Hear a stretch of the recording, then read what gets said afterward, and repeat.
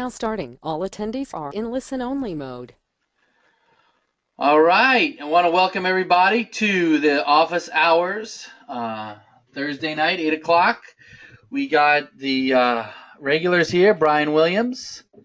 Hey, hey. He's here. And then we have our special guest, Frank Keeney, and I am super excited what he's going to present. So we want to welcome Frank. Hello, thanks for having me. All right. Now I want to make sure everyone could hear us. So just give me a 1 in the question box. Let me know you guys can hear us.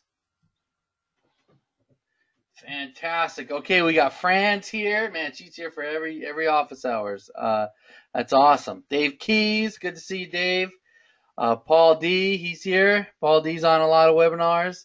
Yazin, Vince, Mike, Brad. Okay, man, we got a lot of people coming on tonight. This is going to be a real popular webinar because I know a lot of people have messaged me about retargeting, and it's probably one of the most powerful things you can do and the least expensive things you can do to totally increase your traffic. So before we get into the presentation, what I want to do is I want to field a few questions and maybe do one hot seat, and then we'll get into the presentation. So if anyone has a question or you want to be on a hot seat, then just put it in the question box now.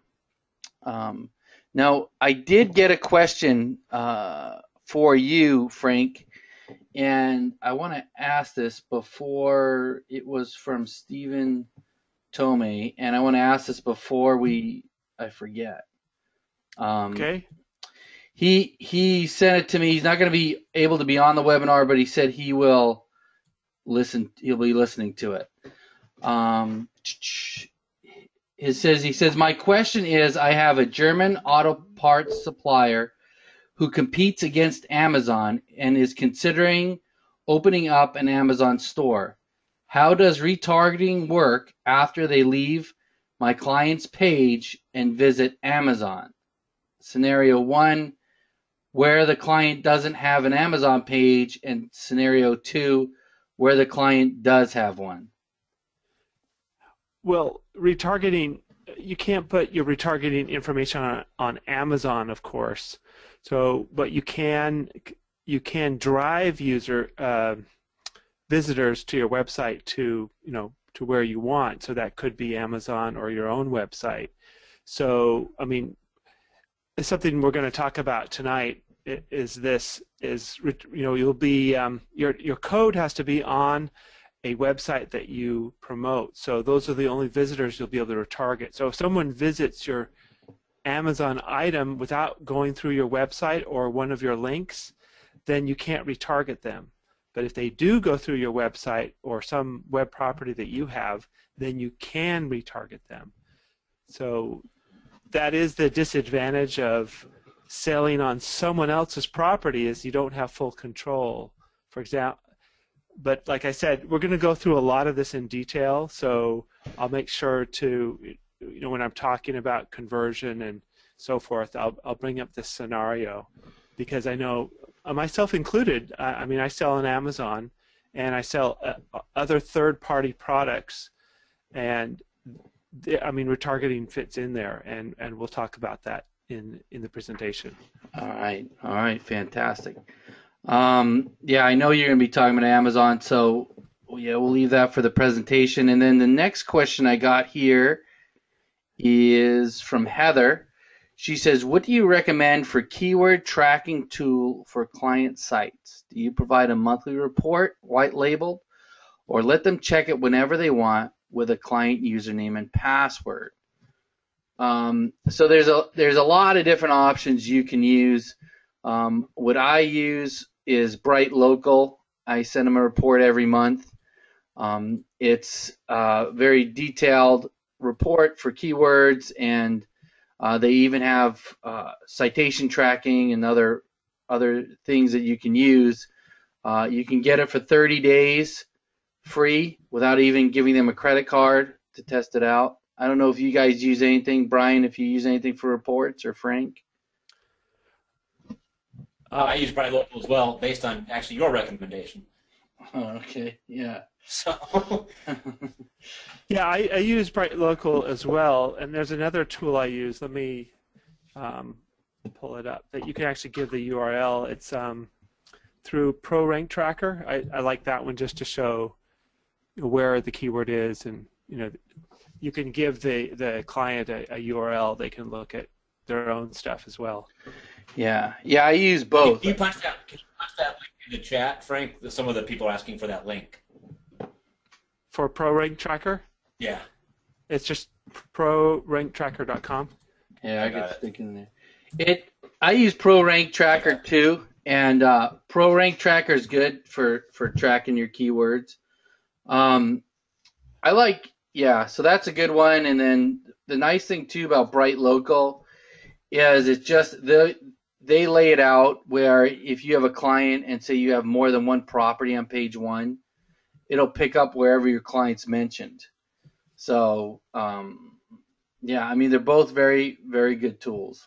I know there's other ones that the client can actually log into that Cotton uses, but I don't know what that is offhand. I forgot which one he uses. Well, what I like also about the Bright Local is showing them over time the difference between when they first started and 30 days and 60 days and then 90 days to see the things that have been fixed and where they're positioned. It's very visual for the client to see what has been done. Yeah, yeah. So those are two. Those things that are red in the beginning, they turn into green in that. Yeah. Are you talking about ProRank Tracker or Bright Local? Bright Local. Bright Local, yeah. Yeah, and they have a lot of reports in there. It's more like I use ProRank Tracker for my lead gen stuff, and like my personal stuff I use ProRank Tracker, and then for client reports I use Bright Local. So okay, so Ken asks, is anyone using retargeting for client acquisition? And I think Frank, you're going to be talking a little bit about that, right? Yeah. Yes. Yeah. All my clients so far are through some form of advertising. Almost all of it through Facebook, and there's retargeting involved with those ads as well. Yeah. All right. So Vince asks, hey Joe, my Google My Business, the address line, the second line where you enter the suite number. Do I enter suite A or number A on that line? I haven't verified it yet. What should I do? What I'll do is if it's a number, I always do number. Or, I mean, you can do suite A, and then what'll happen is when Google puts, when you verify it, Google will display it the way they want to display it, but I think you can just do suite A. All right, and can I just add something to that? Yeah. I just went through this a little bit with a client, and one of the things I do now before I decide exactly what format that's going to be in is I look up that address in Google to see how they currently see that address, and then I usually use whatever Google already has. Yeah, that is great. That's a great tip. Yeah, I do the same thing. That's an excellent tip, is just put the address in and see what Google puts it as. Right. Yeah. All right, so let me do this. Let me bring on a one hot seat, and then we'll get into your presentation. So I know I got a few messages of people that wanted to do a hot seat. And I see Yaz in here. He's been messaging me and saying how he really, really wants to come on. So I'm gonna unmute you, Yazin, and but before I unmute him, let's do this, man. We got a lot of people popping on here. Let's just do we're gonna start off with just a hashtag, hot seat Thursday, in the Facebook. If you guys can put a hot seat Thursday in the Facebook, so we let everyone in the group knowing that we're going to start out. We're going to be doing a hot seat right now. So just if everyone can do that, that would be great. And then I'm going to bring Yasmin on. Yasmin? Hello, Yasmin. Hello, hello. Yes, is that you pronounce your name, Yasmin? Yeah, that's how you pronounce my name. I think we're Yes, having yes. Hello, hello. we're having audio problems. Yasmin, do you have earphones? I muted you again. If you could just type in yes, okay. Why don't you put your earphones on and then let me know because I think we're getting some feedback. All right. Okay. All right. So we're gonna wait for Yasmin. If anyone else wants to come on the hot seat, let me know. Okay. Can you give me the link to the Facebook group? Ronald, you have to message Greg or Cotton or Mike, and they'll get you in on the Facebook group. I'm not a. You have to message those guys to get in there. They're taking care of that. All right. All right. So we have another question here by Dustin. He says, I noticed my lead pages landing page takes forever to load once someone clicks a Facebook ad. I feel I'm losing opt-ins because of this. I only get opt-ins when I restrict the ad to desktop, newsfeed, and have never gotten an opt-in from a mobile device. What's the best opt-in page to use? I'm currently using lead pages. All right. So it sounds like he's losing leads on mobile devices. So what do you, Frank? What do you say to that? What do you think about that? Well, I do a huge amount for my e-commerce business. I do at least 3, 4, sometimes 5 times a year a giveaway. And if you're missing out on the mobile devices, you're really missing out on the whole thing. So I don't use lead pages. I use for my e-commerce site, I've just put a form from GetResponse inside on one of my pages inside my e-commerce site, and that's worked fine for local and desktop.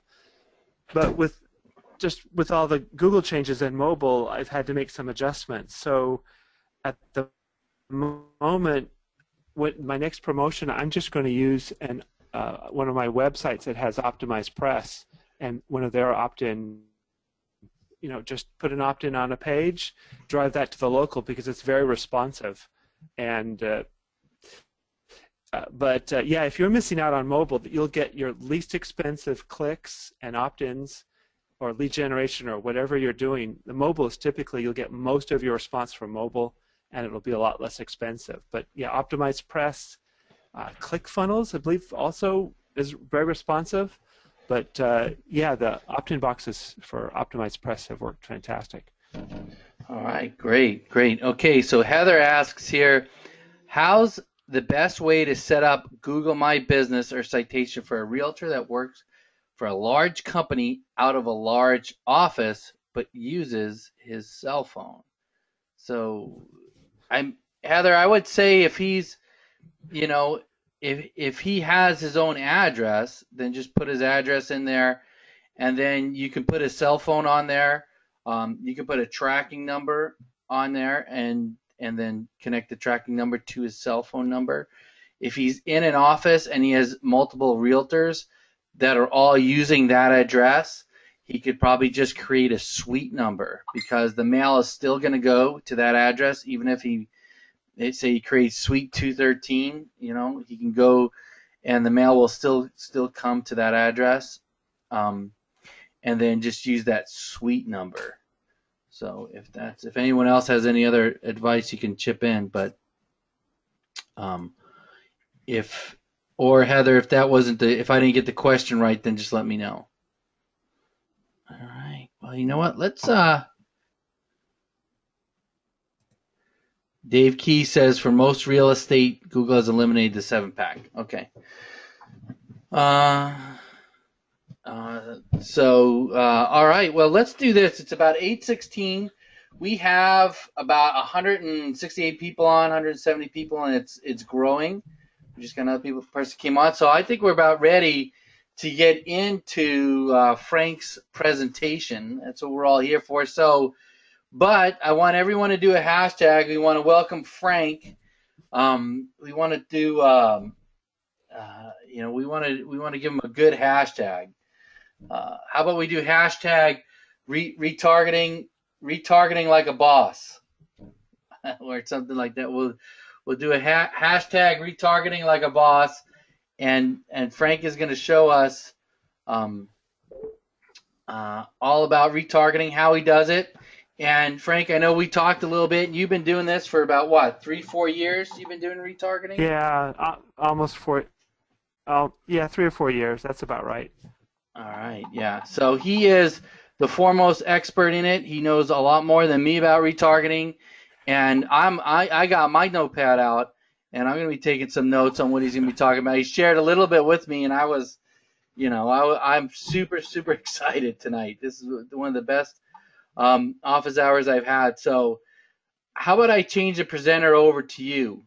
Okay. Are you ready for it? I'm ready. All right, let's see how this does. Okay, so.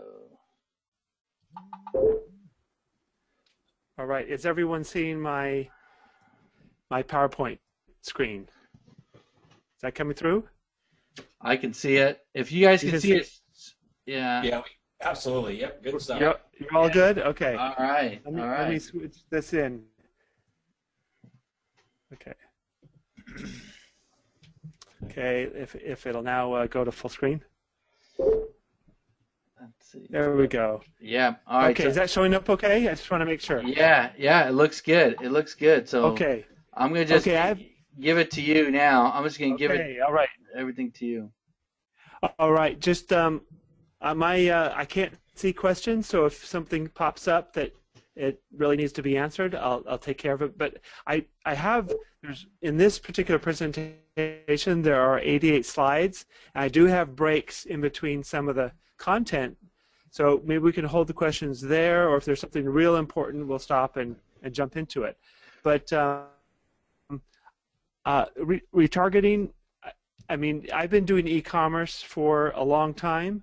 Let me see if I can get my my controls to work now. I've been doing e-commerce, well, actually for over 12 years, and for the most part, just doing the same thing for all these years, and then doing Google ads and Google Shopping ads and other things like that.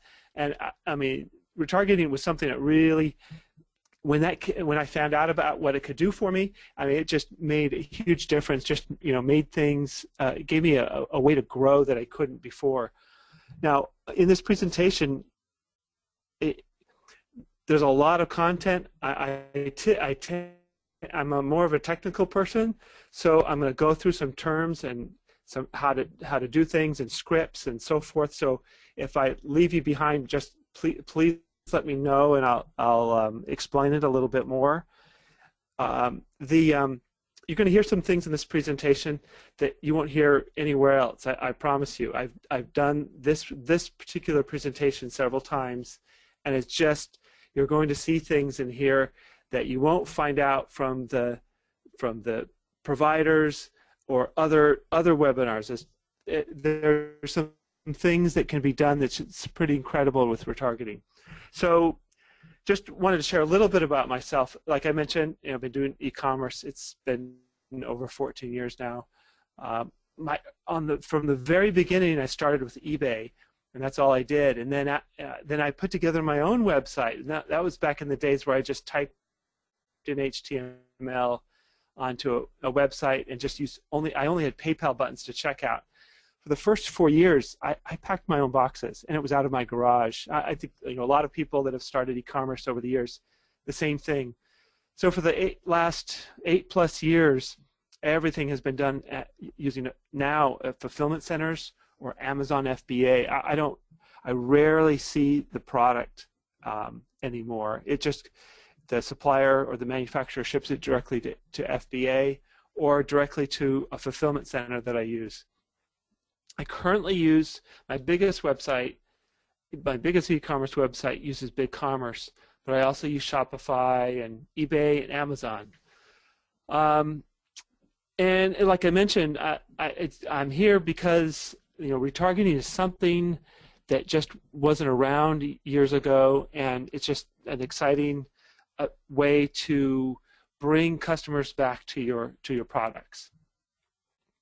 Okay, so I'm going to tell you a little story about how I got started with retargeting. I found out about it, and then in early 2013, and it was probably somebody else's webinar. I thought, oh, that looks great. I'll install it. I'll see what happens. And these days now, when I work with local clients and other clients, I always focus on return on investment, because this is my biggest lesson about retargeting. I was spending money on retargeting and I didn't know what I was getting back.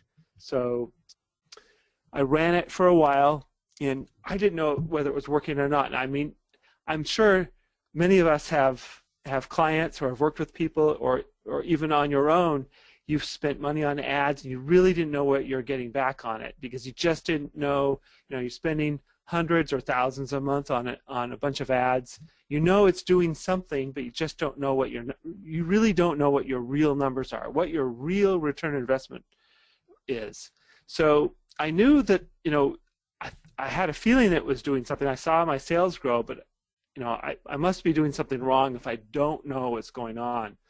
So I checked around, that there's got to be some way to make this so I can know exactly. So I found out that my setup was wrong, and I think this is when you find that moment where you start, when you figure out what the problem is and you get it fixed. This was a huge moment for me, because all of a sudden I could see what my real numbers were and what retargeting was actually doing for me. So when you know that something's working, what's the first thing you want to do? You want to scale it up. So that was a huge moment for me when I figured out, and it was installing conversion tracking on my e-commerce site.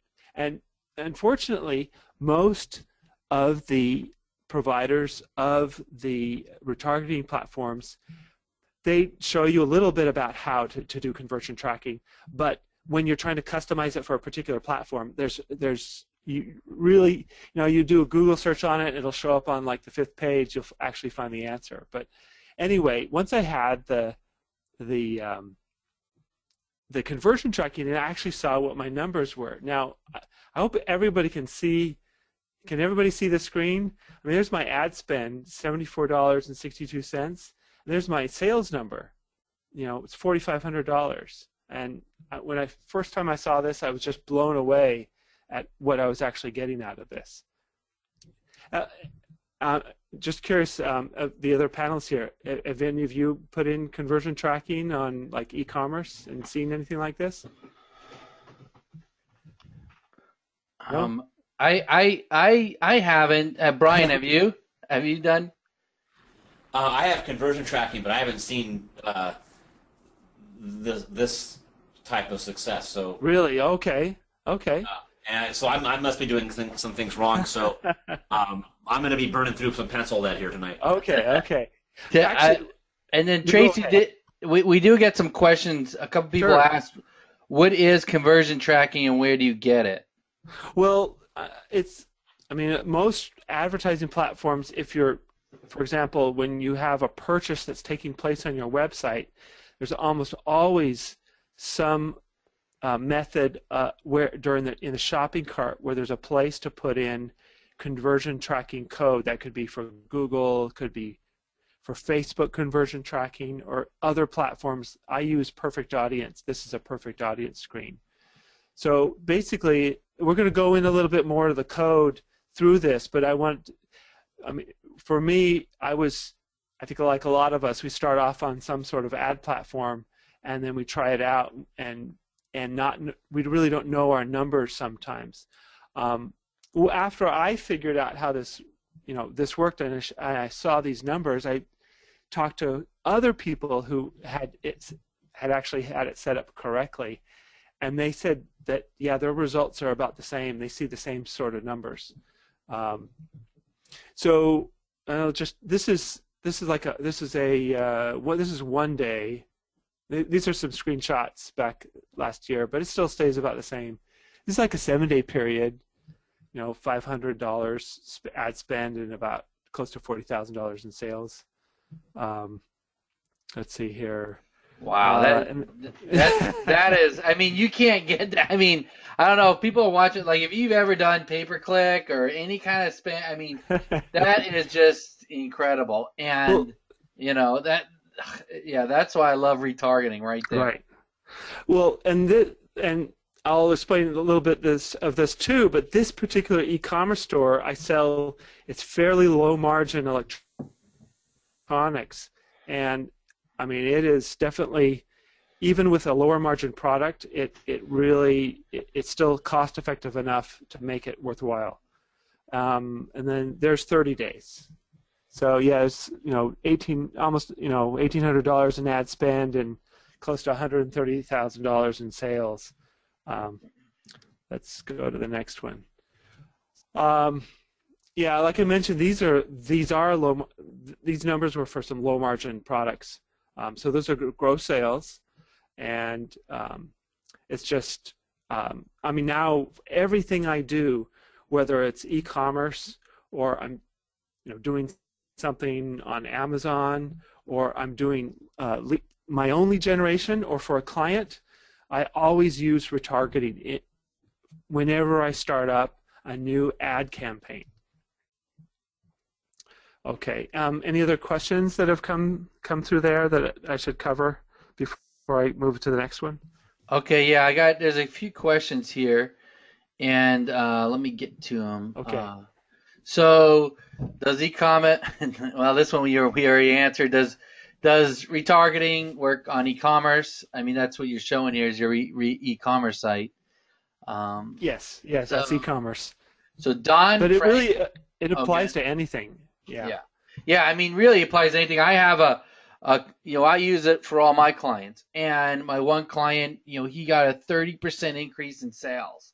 Yeah. Once we built his target list up, and right. I think it costs $150 a month we spend on retargeting. Right. And, right. So it's crazy. Sure.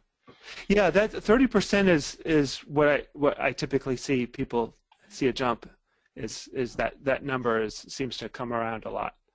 All right, let me just get to a couple more questions. Will conversion tracking work for a local biz type site? They typically call the customer. So, well, no. In that case, no. I mean, anytime, and that's something that I deal with too, is then you somehow have to find out from the customer, where if you could drive these retargeting ads to perhaps specific landing pages where they call a different, call tracking number. I mean, if the campaigns, if there's value in doing that, then that's a way. And then, I mean, for my local clients, they are very good about, at least most of them are, but when they get a phone call, they ask where it came from, and then along with that, I have the call tracking that I can look at and send them, reports of who called and how long, and we can come up with some rough numbers. So yeah, it's definitely different with a phone call, but you can come up with some idea of what you're getting back on those. Yeah, I mean, like for what I do for local is we send all the retargeting goes to a landing page that's just for the retargeting, and we have a tracking number just for the retargeting. Right. So we know what opt-ins or what email submits came from and the phone calls came from. That's how we track, so right. So you just have to be a little bit creative. Right. I mean, we're getting quite a few questions coming in, so I don't know if you want to just go on with the presentation and hit these at the end. That way we don't lose it. I mean, there's one question I got about 3 times. What is retargeting? Well, that's coming. I wanted to show some of the numbers first. I want to say that I've saved some really good stuff for the end, and you're gonna. I mean, there's a lot here to cover. I hope that everybody will stay to the end because there's some great stuff all the way through. Yeah, and listen, I talked to Frank, and he says he'll be on as long as he needs to. Yeah. So if you guys have your questions, we will answer it, okay, on the retargeting. So Frank, let's just let you go power through this, and then we'll hit the questions. Sure. Yeah. I mean, I can stay here for hours if we have to. Yeah. All right. Okay. How does it work? Great. That whoever asked that question was right on time. All right. Well, the way it works is, now I know almost all of us have experienced retargeting, even if you have never installed it. The best example is when you go to Amazon and you look at something and then you go to other places and that item keeps following you around. Well, that's retargeting. So this is the way it works. So somebody, with their web browser visits your website, and then they get cookied. And basically, that's a little bit of code that hangs out in your web browser, and that identifies you when you go to other places.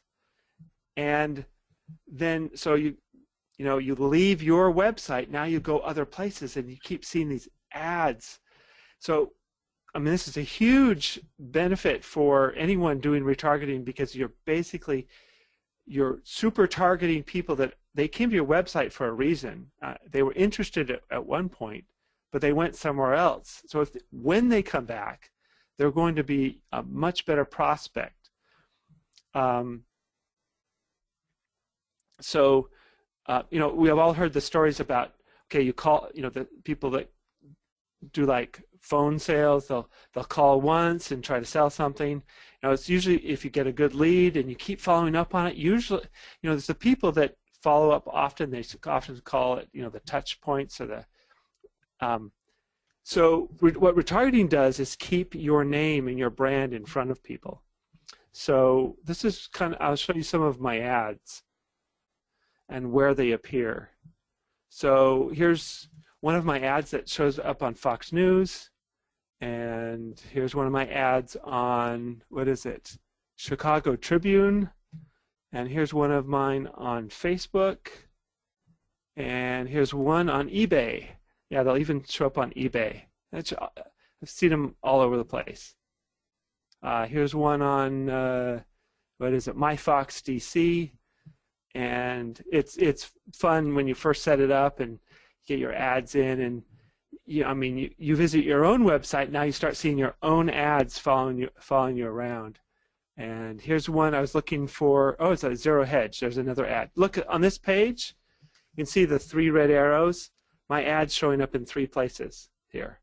So it's just and this question always comes up in this point is, do you have to set up your ads for these particular websites? No, the retargeting platform they decide where it goes, and you don't have to specify any particular website.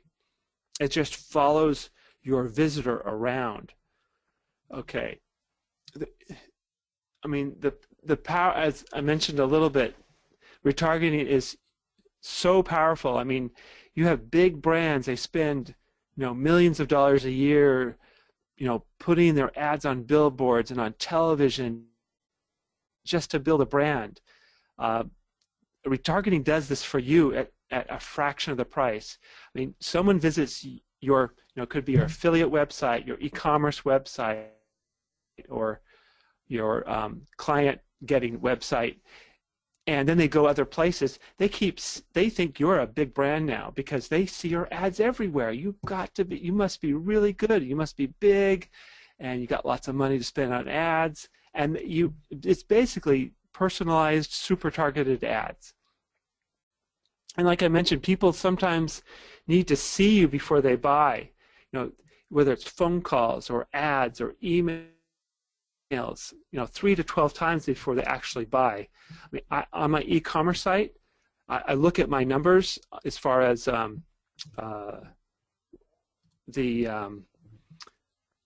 amount of people that actually purchase, and it's usually 90 8.5% just go to the website and leave. It's it's usually about 1 to 1.5% of those that actually buy. So I mean, what retargeting does is bring people back. And again, since they've already visited your website, they went there for a reason to begin with. And let me shut this down. They already came to your website because they were interested in something that you had to say. Now, when they come back, they're much more likely to buy after they've seen you for a while, and once they've clicked on your ad again, they're much more likely to take action. Now, the great thing about retargeting is it doesn't matter where your traffic came from. Now, retargeting does require traffic on your website. If you set up a brand new website, stick on retargeting, it won't do anything for you.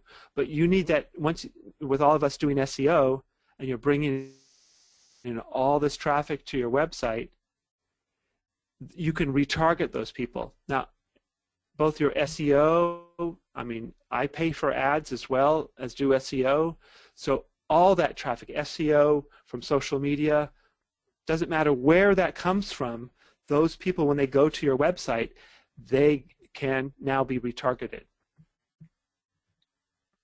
Now, let me get back on here. So you have to have traffic, and you need to install something on your website. You have to put some code in your website. So if you've ever installed Google Analytics or other code, this is the same idea. Okay. Okay, before we go to the next part, are there some questions about what I've just gone through?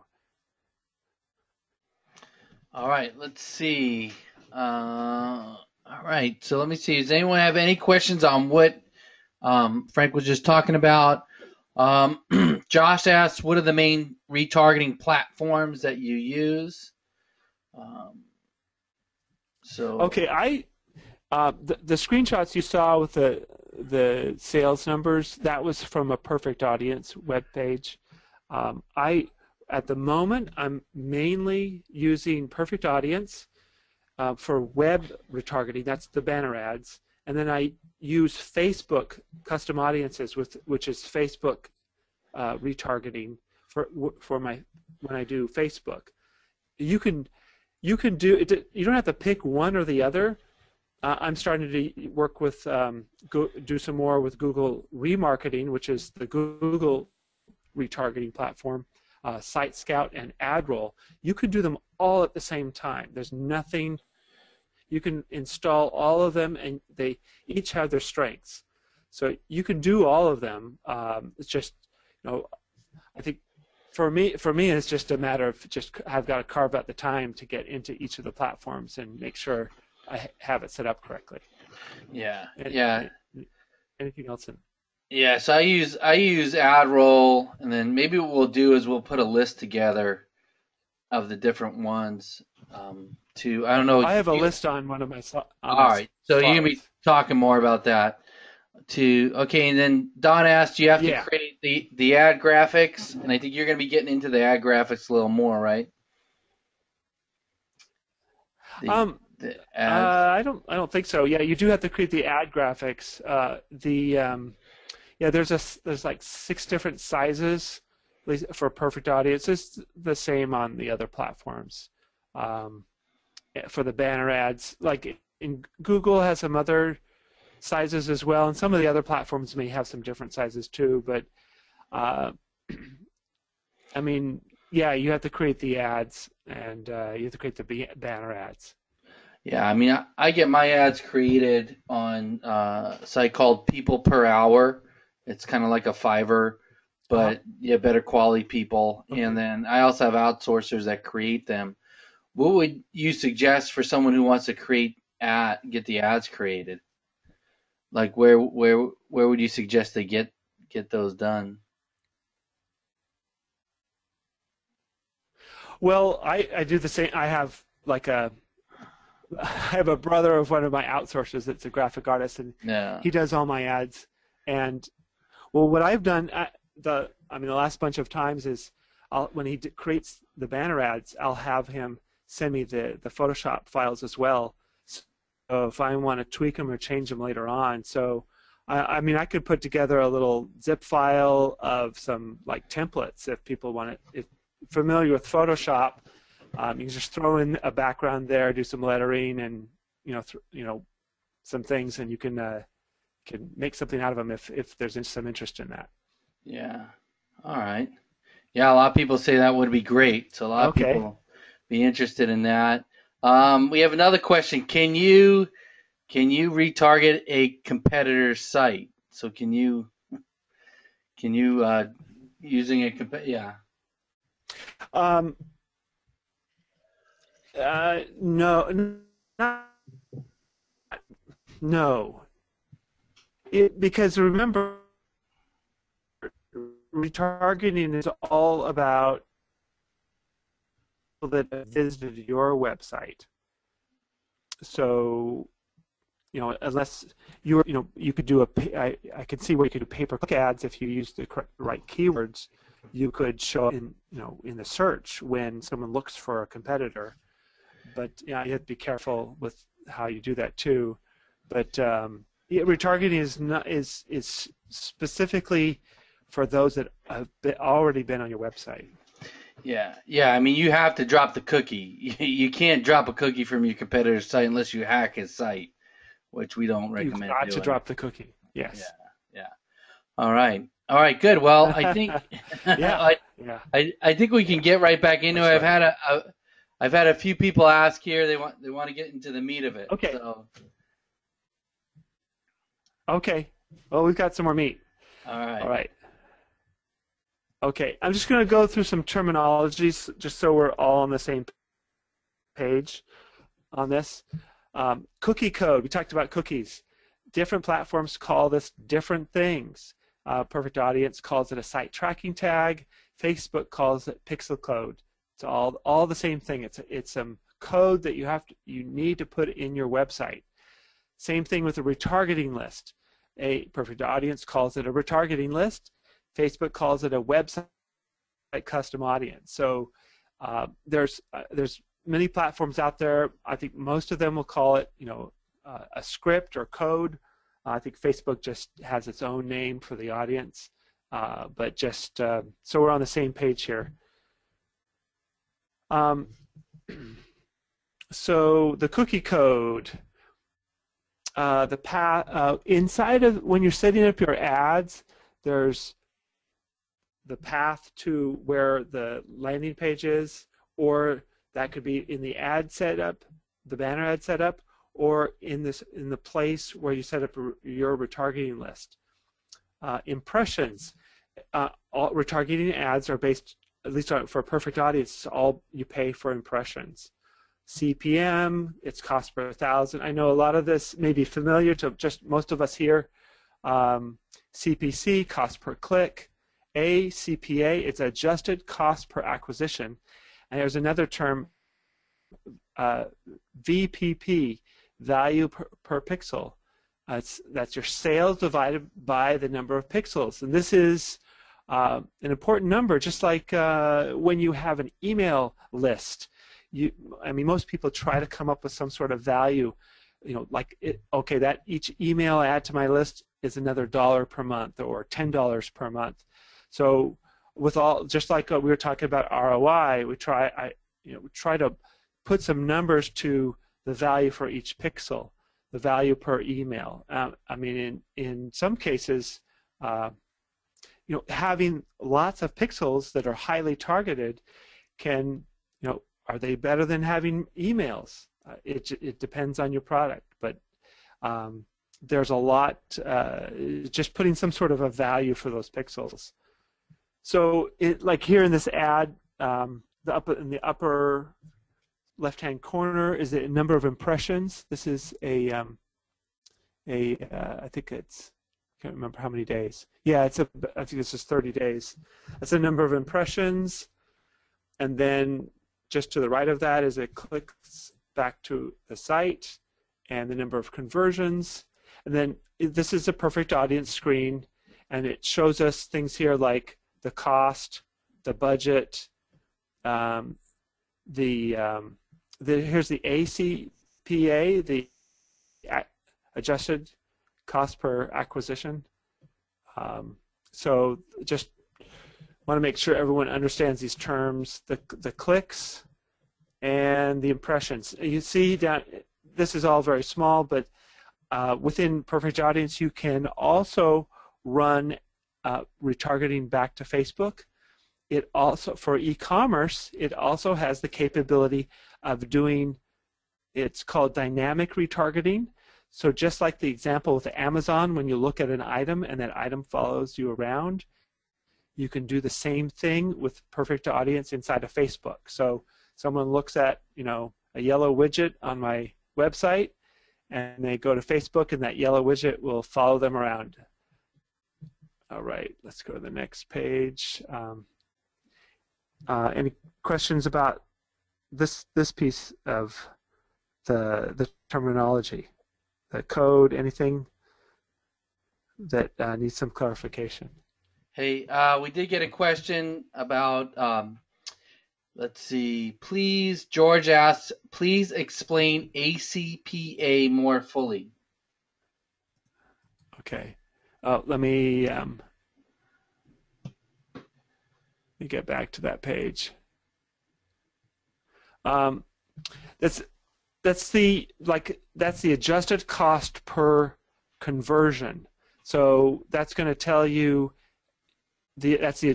I don't know why they call it adjusted, but that's the what it costs for that conversion. So if it cost me, whether it cost me $5 or 50 cents, that's the cost of that conversion.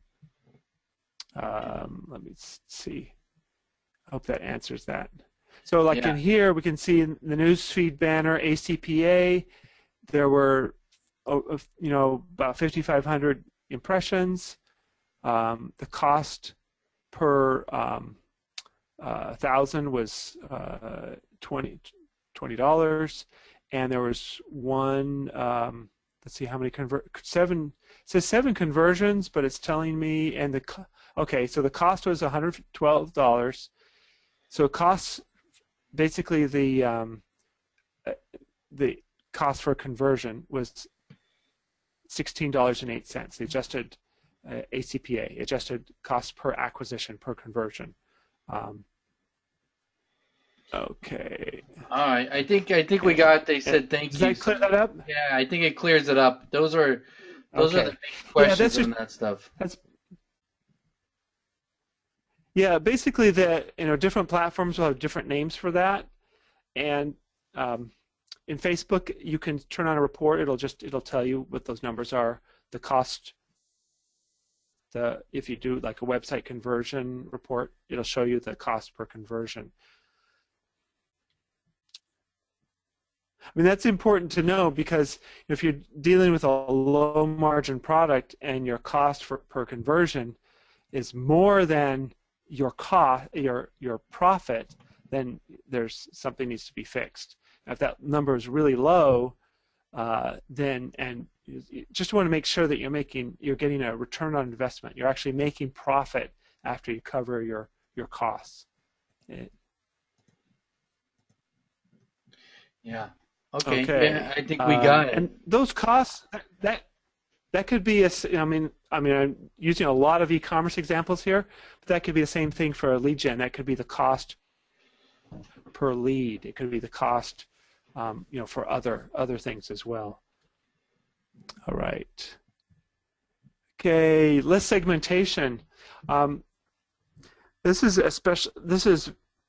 especially powerful in an e-commerce environment, but it is the same for local clients as well. For example, I'll give an example of e-commerce, and I'll give you an example of a local business as well.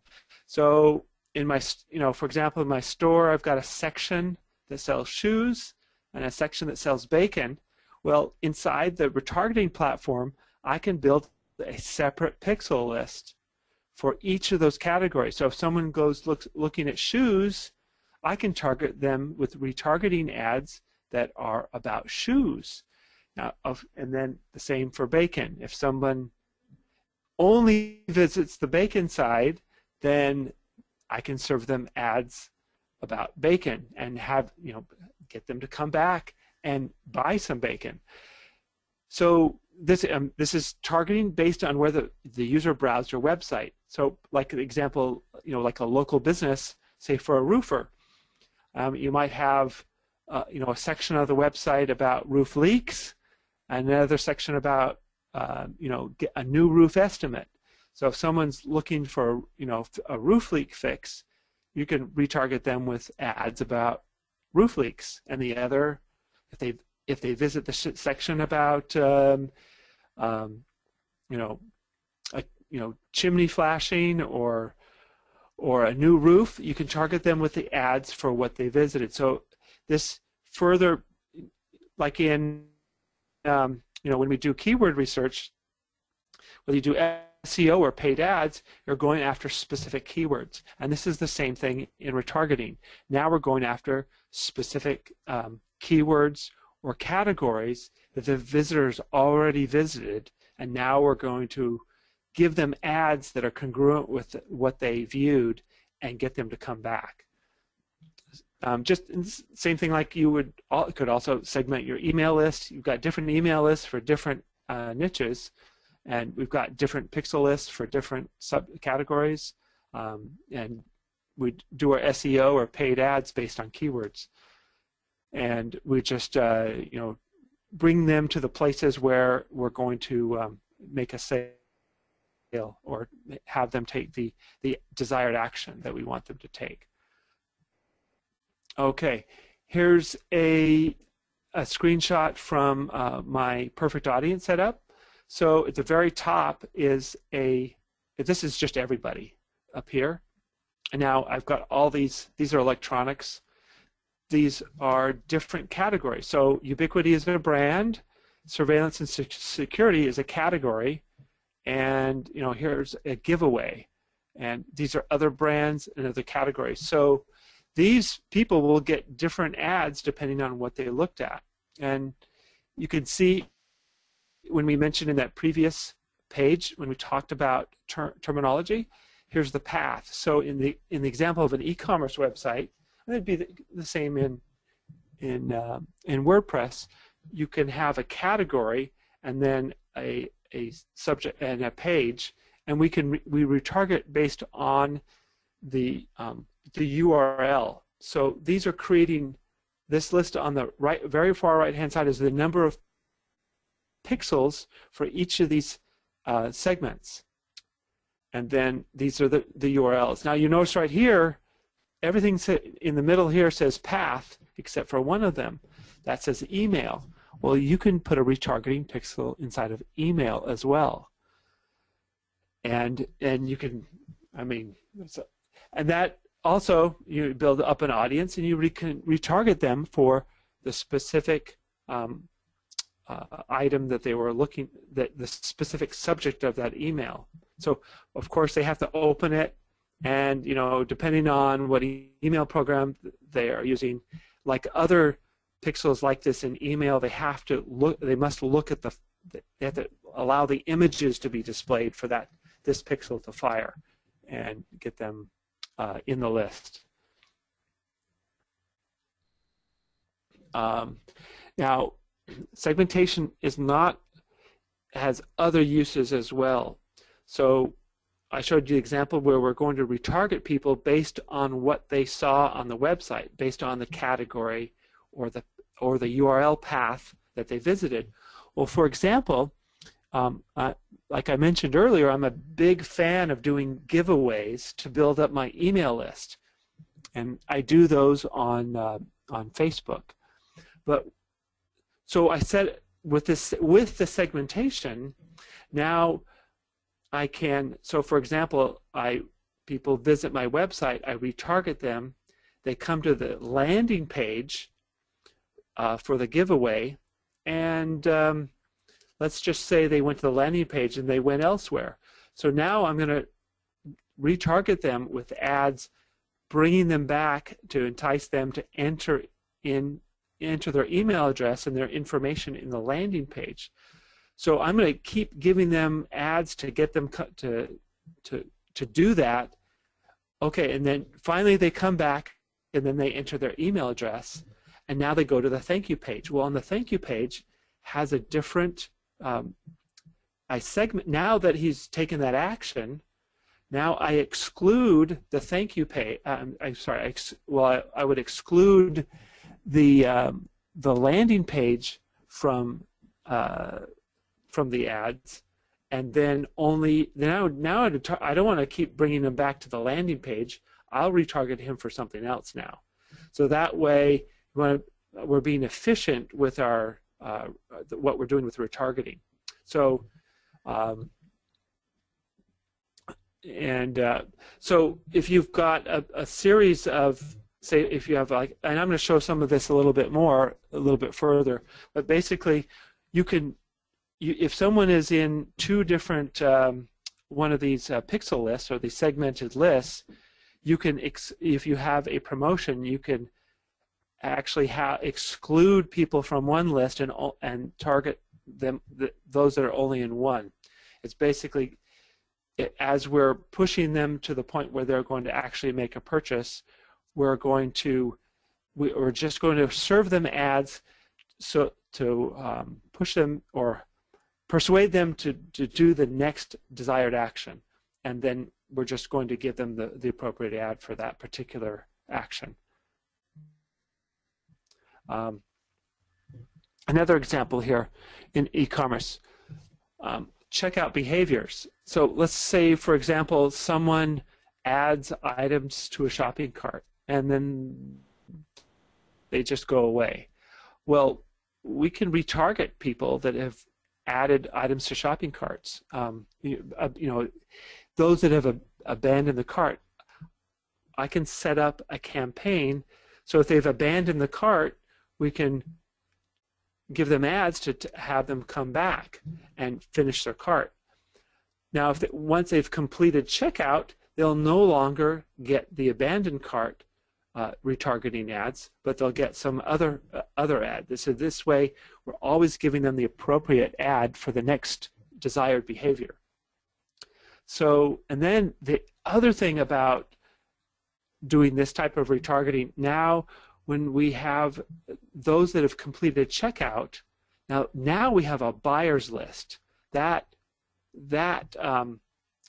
pixel list is very, that's our best list. So we want to make sure that we have some real good ads in there for those people that have already purchased, because these are the people that are going to be much more likely to come back.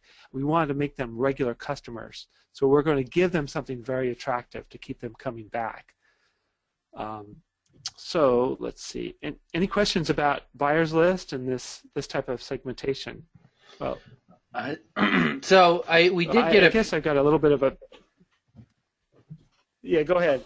I was going to say we did get a few questions on the segmentation, but I think you cleared it up pretty good. They were asking, so if someone comes to the site and they pick up the first cookie, and then they go to another page and they pick up another cookie, what ads do they see?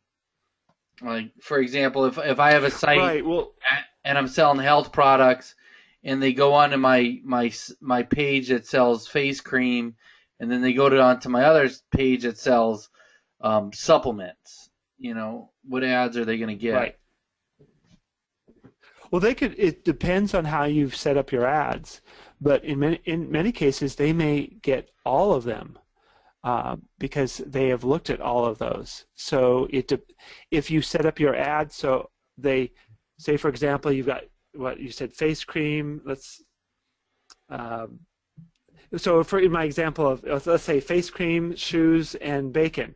So if they look at face cream first and then bacon and then shoes, well, for example, if I set up my ad for shoes, or let's see, so they saw shoes last. So if I set up my ad for face cream, I can set up the ad so it will it'll only show the banner ads to those that have looked at the face cream, but it will exclude anyone in the bacon or the shoes list. So it depends on how you set up the ad. So you could have them, they could potentially see all three at different times, or you can do exclusions where, say, just like in the example, it's the same thing for if you just want them to see one, or in this example here, where, see, the visitor comes in, they go to the website, the abandoned cart people get they get an ad, but once they become a buyer, see, the ad setup, the abandoned cart setup, the abandoned cart ad is set up so that it will target people that have abandoned their cart, but it will exclude people that are in the buyer list. So the buyer list people will never see an abandoned cart. Yeah, I mean, Does that make sense? yeah, that's super powerful. I mean, it's so powerful. I don't know if everyone quite gets. Yeah, I think they do, because I'm not getting a ton of questions. So I mean, it's so powerful that you can follow people around the internet based on the actions they do on your site. You know, when you build up that target list, I think it's more powerful than even an email list, because you have an email list, people have to open the email, and then you're directly selling to them. By this, you're watching their actions, and then you're presenting them with different opportunities. So, you know, it's super powerful. So, yeah, and like I mentioned early on, I mean, I installed retargeting, and I didn't have it set up correctly, but it was still working for me, even though it was wrong. I mean, it's so powerful that even if you do it wrong, you're likely to get good results. But when you take the next steps and segment it like this and exclude different lists, so you can give the users more opportunities to do the desired behavior. I mean, you're really taking this to another level that will bring back so much, and a lot more results. I mean, it's so cost effective. This just really leverages it to the next level. Yeah. All right. And then, all right. Well, I guess we'll just let you keep going. And then, do you have in your slides? Are you going to be talking at all about how you use it for your SEO business or your client consulting business? Well, I can't. Let me get through the slides, but I'm really applying what I've talked about here in there, but I can go through that in a little bit more detail. Yeah, well, afterwards we can talk about it a little bit, but because we had a couple of questions asking about applying it to local clients, but really, if you listen exactly to what Frank's saying, you can apply all of this to local clients, all of this to your campaigns. Right. Yeah, it's just switching apples for it is. So, all right, I'll let you keep going, Frank. Right. I'll keep on it. Okay.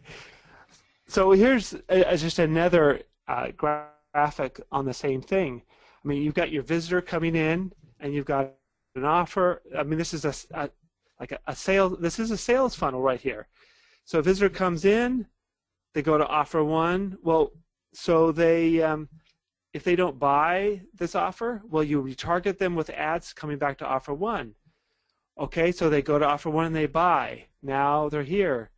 Well, maybe they don't buy the upsell. Well, you retarget them for the upsell. So basically, now for the ad for the upsell will exclude people that have hit this page, but it'll only target people that have seen the upsell page. Well, now they buy the upsell, and they abandon. It's the same example as before. You retarget until they do the desired action. You retarget them back for that desired action, and once they've completed that desired action, you give them a different offer, a different opportunity in an ad. So this is all done with excludes. So we have, when we were targeting for this upsell, we're excluding these lists and only focusing on this. And that's done right here. I'll show that quickly.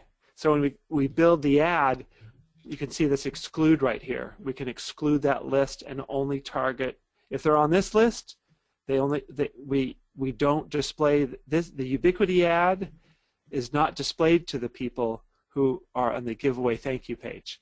This is how we get them to come back and do the desired action. So let's see what's next here. This is a one of my, like I mentioned, I like to do giveaways. It's huge for building email lists on Facebook. Now, what I really like to do is try to figure out a way to make any ad spend that I have on giveaways, try to make it self-liquidating. I want it to pay for itself. And this was an example where I made so much money back on this. This was such a hot, people opted into this so much. What I do is once they opt in for the giveaway, the thank you page has other products. And we just had people buying stuff like crazy on this particular giveaway. So I just wanted to show this example. This is how you can set up the conversion pixel in the Facebook conversion pixel in your e-commerce or any other site. You can set up that into the conversion tracking. It will display on Facebook the amount of sales that you made. Now I use a similar setup, but with because all of my clients that I have so far, I've gotten them through my own lead generation campaigns on Facebook, and I use the conversion tracking to track how effective each of my ads are for each niche, and what my results are as far as my cost per lead. So I'll actually set up a conversion tracking on 2 levels. So when I do my lead generation for my own client getting, I set up the ad on Facebook, and then once they opt in, I count that as a conversion on the thank you page. There is another opt-in, but it's a page where they can set up an appointment with me. And if they complete that appointment, that counts as a second conversion. And not only do I pay for ads on those, but I also do retargeting on those, because the cost per conversion on the retargeting is usually 70% less for a retargeting ad spend than it is for the cold traffic ad spend. And the same thing would happen for your local clients. You can see all the traffic if you have some. Sure, almost all of us put some form of analytics on our client site, so we can watch how much traffic they're getting. And as that comes in, you want to get those people to come back in. All that work that you've spent and time for SEO, or if you've done some AdWords for them too. In my e-commerce business, I look at Google AdWords as I usually kind of break even on that as far as sales go. But it's the retargeting that actually makes that profitable. So, and the same with SEO. We all put so much work into making sure that our clients are getting as much traffic as possible. There's retargeting is not very expensive, and it is especially starting out. Those retargeting lists are small starting out, so the ad spend is very small. But you start seeing results, pretty quick. Usually, once you get a few hundred in your retargeting list, you'll start seeing some results. Any questions about the segmentation and some of these other things?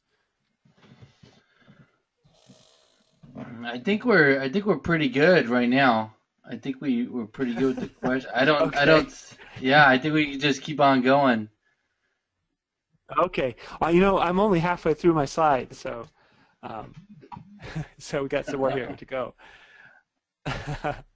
All right. Sequential retargeting. Has anybody heard of this before? I wonder if anybody? Basically, No, I get a lot of no's, a lot of no's. A lot of people say never heard of it before. So. well, okay, just like, has anybody heard of an autoresponder for email? I'm sure. Yeah, I'm sure yeah, we're almost- getting a lot of almost- yeses. Yeah. Okay.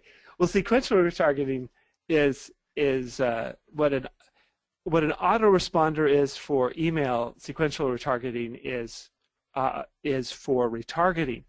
So somebody comes to visit your website, and the first day,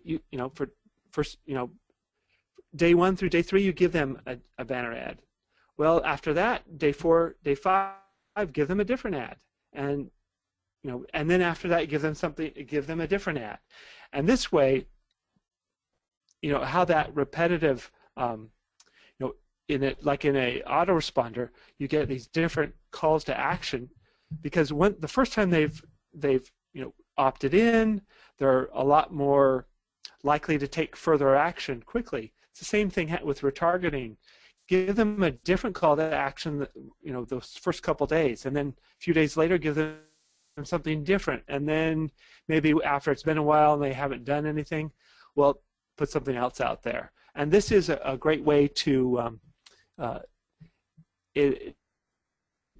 keep them from getting banner blindness too quickly, because if they keep seeing the same banner ad over and over and over, yeah, it is good for building brand, and yeah, it'll still work, but seeing that change quickly, there's something about that. Just like in a autoresponder, you've got a great way, when you've got those multiple calls to action, that's just a fantastic way to keep them excited and keep them doing some action. So in order to do this, and I'm not sure if I have a picture of that, but in order to do this, you have to create it takes a little bit more planning. You basically have to create short-lived lists, and then you let them expire, and then you do excludes. So it's similar to the segmentation, but there's just another level of, now it's not only segmenting the pixels, but you're also putting some time constraints. And that's a very effective way of doing this. So, for someone who is doing a product, new offer, something like that. For example, they come and see your new product offer, then you can give them a bonus, just like with an autoresponder, you're giving them some new, some scarcity or some other reasons for them to come in and buy. It could be a discount offer. So this way, you're trying those different calls to action to get them to come back. So this is an example of some of the things that you would do with why you do the sequential retargeting. And yeah, the same thing for cart abandonment. So you could, same thing, give them, they abandon the cart, invite them, remind them to come back, give them a discount, give them some information about products, give them a discount, give them a giveaway, just some way to keep them interested. Really want to keep their interest in what you're offering, whether it's e-commerce or a local client or your own lead generation. Great way to just keep people engaged and give them something different, give them something to think about to come back to your website. And this is just a quick example where in Perfect Audience you could set the duration of the list, and so you basically use targets and excludes plus durations in various sequences to build these sequential campaigns out. And it's just another powerful way of really taking advantage of this this asset that you've built up. Once that users come in, you really just want to hold on to them and not let them go. Just keep them interested, keep them engaged. Any questions about setting up the durations and excludes? I'm not covering the technical part of this in great detail, but just you get the. I want you to understand the concept of being able to have multiple lists and excluding, and then having time constraints on lists as well. All right, we do got a few questions coming in right now. I've been answering a bunch of questions as you're going related to this, but just to get a discussion here to make sure, A, I'm answering them properly, but also just get your point of view. A lot of people are wondering, like, how long do the cookies last? How long can you retarget? Hello? Oh, somebody cut out. Are you hearing me, Frank? I'm still here. I can hear you. Okay, cool. So, like, how long can you retarget people? How much frequency can you retarget people for? You know, and so just, you know, I'd like you to weigh in on that as well. Well, most of the platforms, at least Perfect Audience and Facebook, give you 180 days, and that's basically the length of that. You can set that. I mean, the people that are not as old are more likely to come back and do something that you know, the older ones are not quite, you know, they're not going to do as much. But again, that, you know, so you've built this retargeting list. Well, you know, so I'm selling on this particular website, it's electronics, low margin electronics. Well, just like an email list, you know that email list is segmented, and you've got, you know, that what that demographic is. It doesn't. You can always use this retargeting list for some other purpose. But yeah, there is, usually it's 180 days, and then and you can set it lower. But for example, in this example, is you specifically set up lists that are shorter duration, and you do that so you can give them a different ad for the time frames that you want to do. Right. Yeah, and you know, if you follow like your market well, like, you know, I do a lot of Amazon sales as well, and you'll notice that Amazon, as I noticed on the products that I'm retargeted by from Amazon, they pretty much target for like a day, maybe two, and then they're done. Right. So there's, you know, a lot of times, you know, it's good to kind of follow the leader on those kinds of things. Amazon is Amazon has, you know, armies of data analysts. So if they're, you know, if they're retargeting you for one day on a $30 product, well, that probably means something. Right. Now, of course, remember, if someone clears their cookies on their browser, that's what it's based on. It's a cookie. So if they use a different computer, it's not following the user; it's actually following that browser. Right. So, hey, I have a personal question that hasn't come up yet.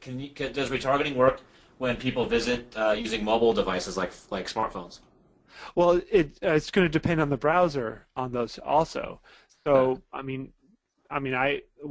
seen an option in the browser on my Android that's, you know, it says do you want to accept cookies or not. So yeah, it's going to depend on your browser. I mean, just like on my desktop, I've got like 3 browsers now on my on my Android. But yeah, it depends on the system itself.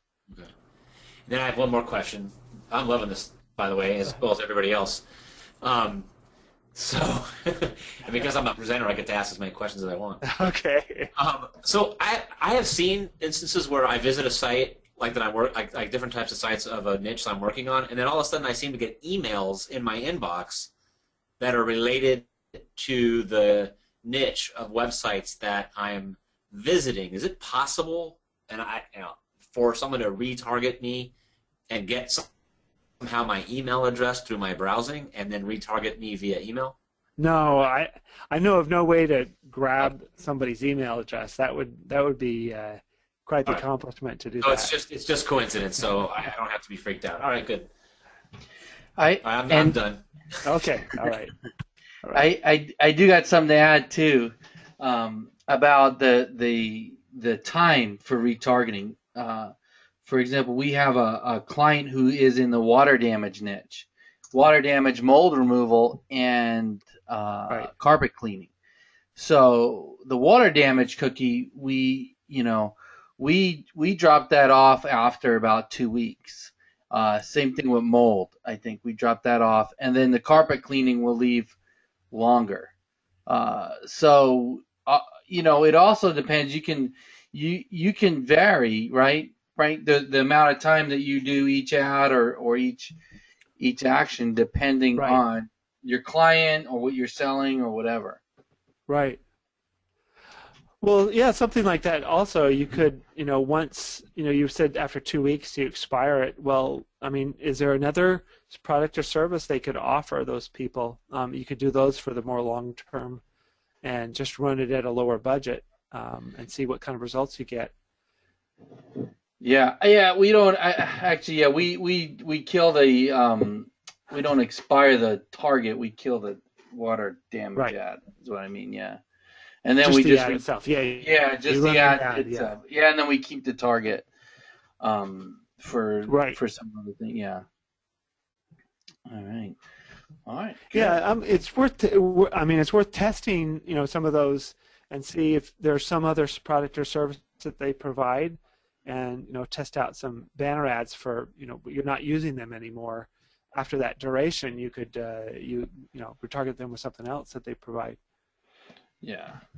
Yeah, and then There's a people little are. bit of confusion on the conversion pixel. Okay. All right, who's talking? Who's going? You go ahead. What's the Okay, confusion? so yeah, a couple people are having they're not quite grasping how the conversion pixel works. So I'll explain it, and then Frank, if you want to Sure. fix anything I say, please do. So basically, the way that the conversion, how you can set up these different lists that Frank's talking about, and how you know if someone's converted is if somebody. This is very simply. Let's say they come to your website and they enter their email address for a free report. As soon as they enter their email address for the free report, they're going to get to some sort of a thank you page or some sort of a results page, right, that says, hey, thanks for sending us your email address. Your report is on the way.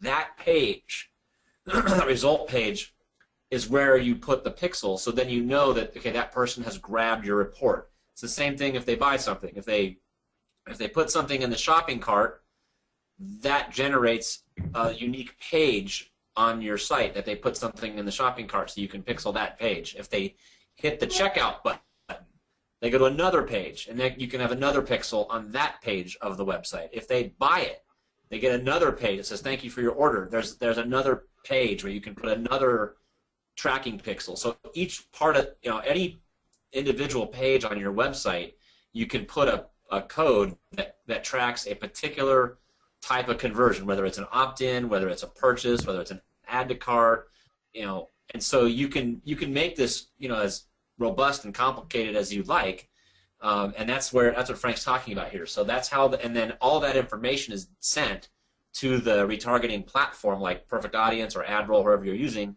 Facebook, etc. So you can so that you can deliver the right message to the right people based on what pages they've hit on your website. Right. Yeah. Exactly. The conversion tracking is just after the user has completed a desired action. It is typically when they have arrived on a desired web page. You've put in a conversion tracking pixel. For example, in Perfect Audience, in a campaign you can have up to 3 conversion tracking links. So in a funnel where you've got upsells or downsells or whatever, you can have conversion tracking. You want to keep that user on your site as they are taking the desired action. Perhaps they're making multiple purchases. You can track each of those conversions up to 3 different separate conversion tracking like that. In the Facebook ads, you really only get one, but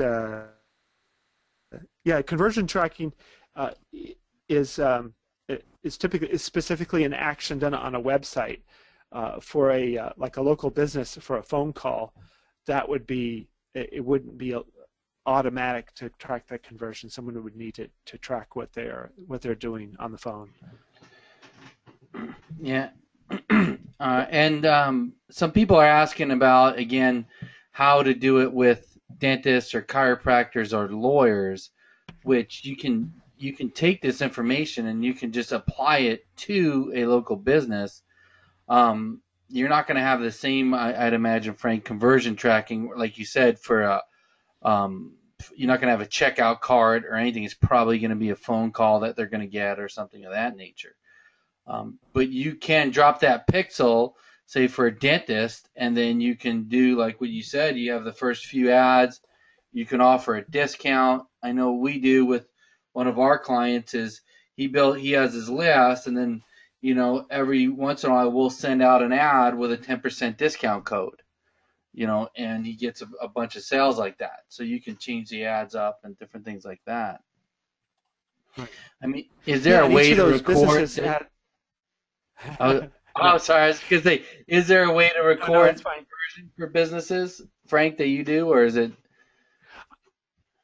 Not with. I wish there was a way with phone call. I don't know how with the retargeting to do conversion tracking on automatic conversion tracking.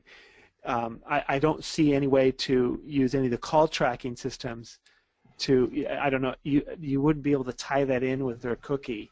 So really, the conversion tracking is strictly based on actions that have taken place on a website, specifically on a website that you have control over. So you can't do conversion tracking. So if you retarget, say you're selling something on Amazon or eBay or another property, you can retarget them if they come to your website.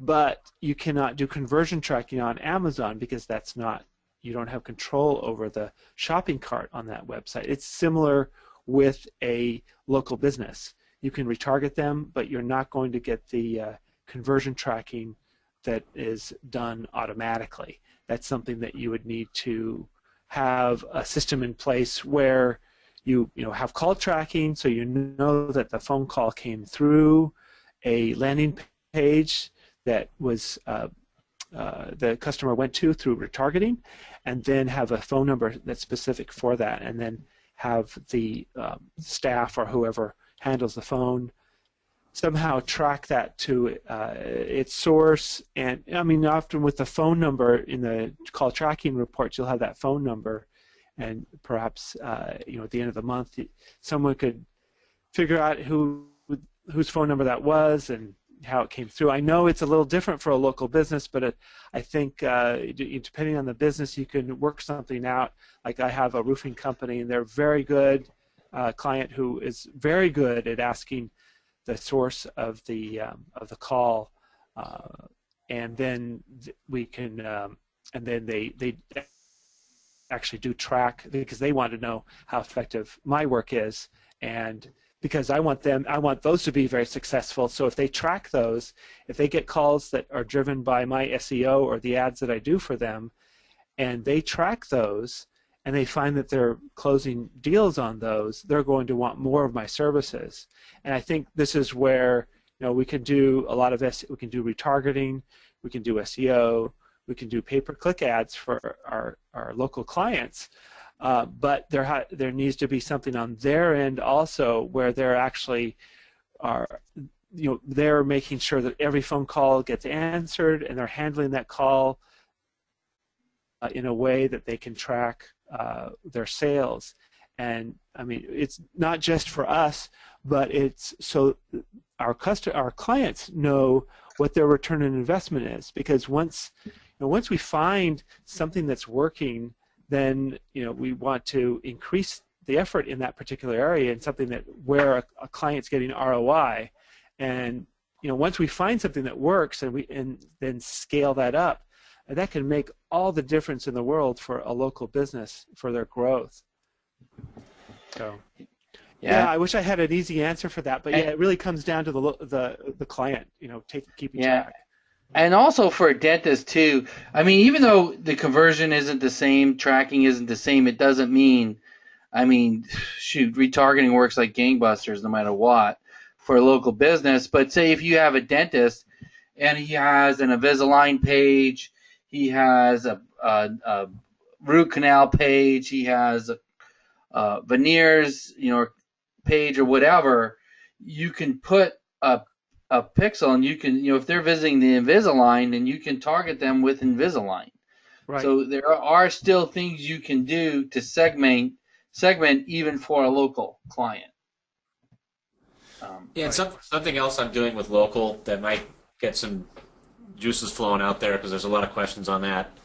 Use the same dentist example, is you can also offer a soft offer in retargeting that sometimes will get a better response. So, for example, if they visit the Invisalign page of a dentist website, they're interested in Invisalign, you can then follow them with an ad for your free report on, 10 ways to save money on your Invisalign procedure or something, and something that they're going to be highly interested in. And it just simply goes to a simple landing page that you've created that is going to get a conversion, because they're going to download the report on how to save money on Invisalign. Yeah, that's great. Right. So you can, it's especially on considered purchases like dental work and attorney work and plumbing work and things like that aren't emergency, impulse buys all the time. You think a little bit out of the box, and don't get too, if you just keep blasting somebody with buy my Invisalign, buy my Invisalign, buy my Invisalign, that may not be as effective as, hey, they visited an Invisalign page, so come up with an info offer related to it that doesn't even necessarily mention the dentist or anything that they visited. They don't, it doesn't matter, and just get them to pop in their email address. Now you got something you can really follow up with, and on the report you can promote your dentist. So right. think a little bit more like, a sales funnel, I guess is right. Oh yeah, and then you're building an email list at the same time. That's right. So, a lot of times we get anxious. It's like, okay, let's just start blasting people with an offer, for something, and that's not how. If you think about how you buy yourself, that's really not what we like to respond to. So, that's my retargeting tip for local. That yeah, I think that's great.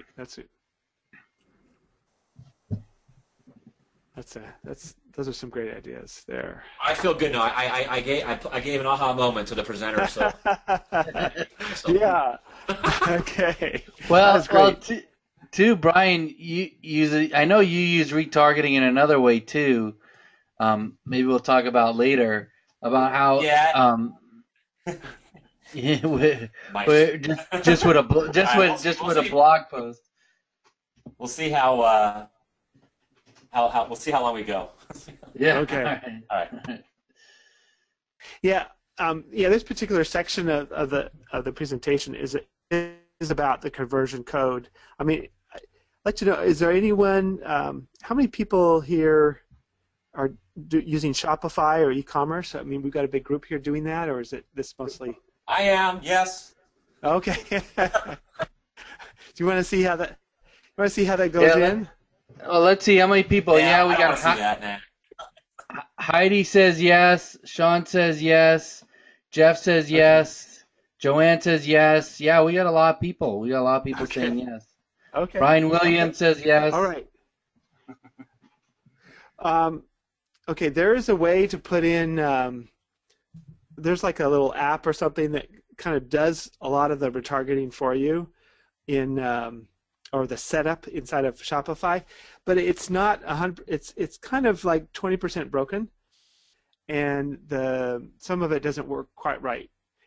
If you use I call the easy way of putting it in, but this is when I showed you those initial slides at the very beginning that showed the dollar amount. This is you must have the conversion pixel installed in the conversion tracking section of Shopify.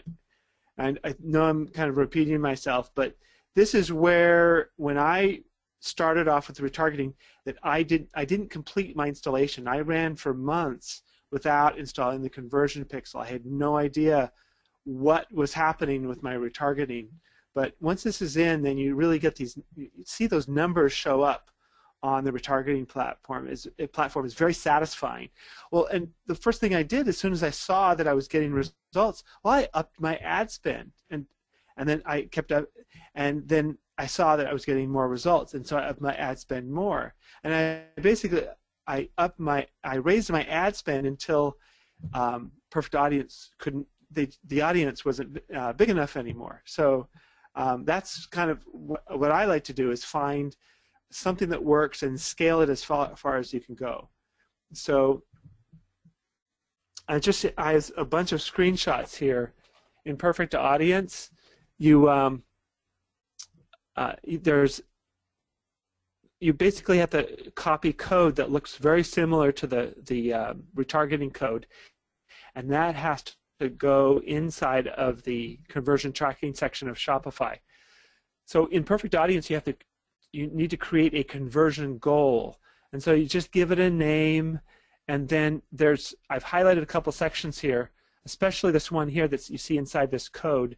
This ties in, since we're putting code and these basically two different websites communicating with each other, we need to be able to have these names match. So right in here, this highlighted checkout needs to match another piece of this puzzle.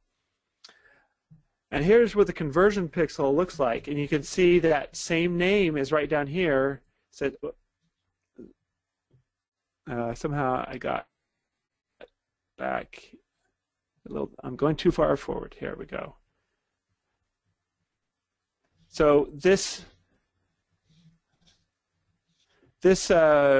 when you create the conversion goal, this checkout is right here is the same thing that shows up in here. So those two items need to match. This right down in here. And then the rest of this down in here, this code. I think there's a tool here. This code in here. It's probably making it so you can't see it, but that code in that area is specific to Shopify.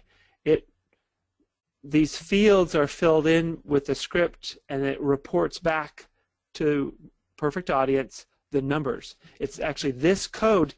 When I showed you those first screens with the dollar amounts of sales, that's how it gets it. It's using this code. So let's see. So let me pull this up again here. So okay. So this code in here needs to be here to report the sales. So this is so you get that ROI. This number in here, this in red is your unique identification. So for each domain in Perfect Audience and most other retargeting websites, each domain you set up has a different number. This number in red is different for each domain. And this brings up a good point. I'm going to get a little bit sidetracked, but in the SEO, we also talk about footprints. And we don't want common things to identify some properties that we don't want them to be tied together by a common identification. Just so you know, in Facebook, the number that shows up in your retargeting code is the same no matter where you put it. So just be aware of that. In Perfect Audience, you get a unique code per domain, but in Facebook, it's the same number will appear in every website where you put the retargeting code. Let's see here. Okay, so let's go to the next page here. Let's turn off the tool.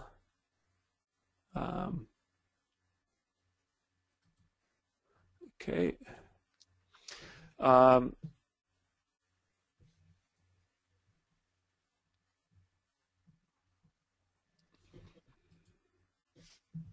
Okay, so these matched. You see on the two previous screens,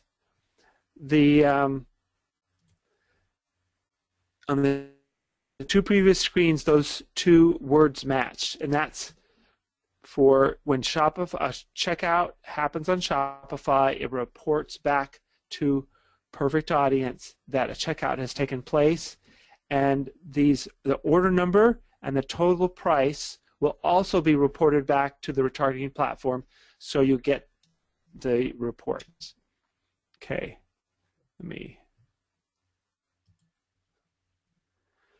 Okay, in Perfect Audience, in Shopify, to install this code, you go into, you create your conversion pixel.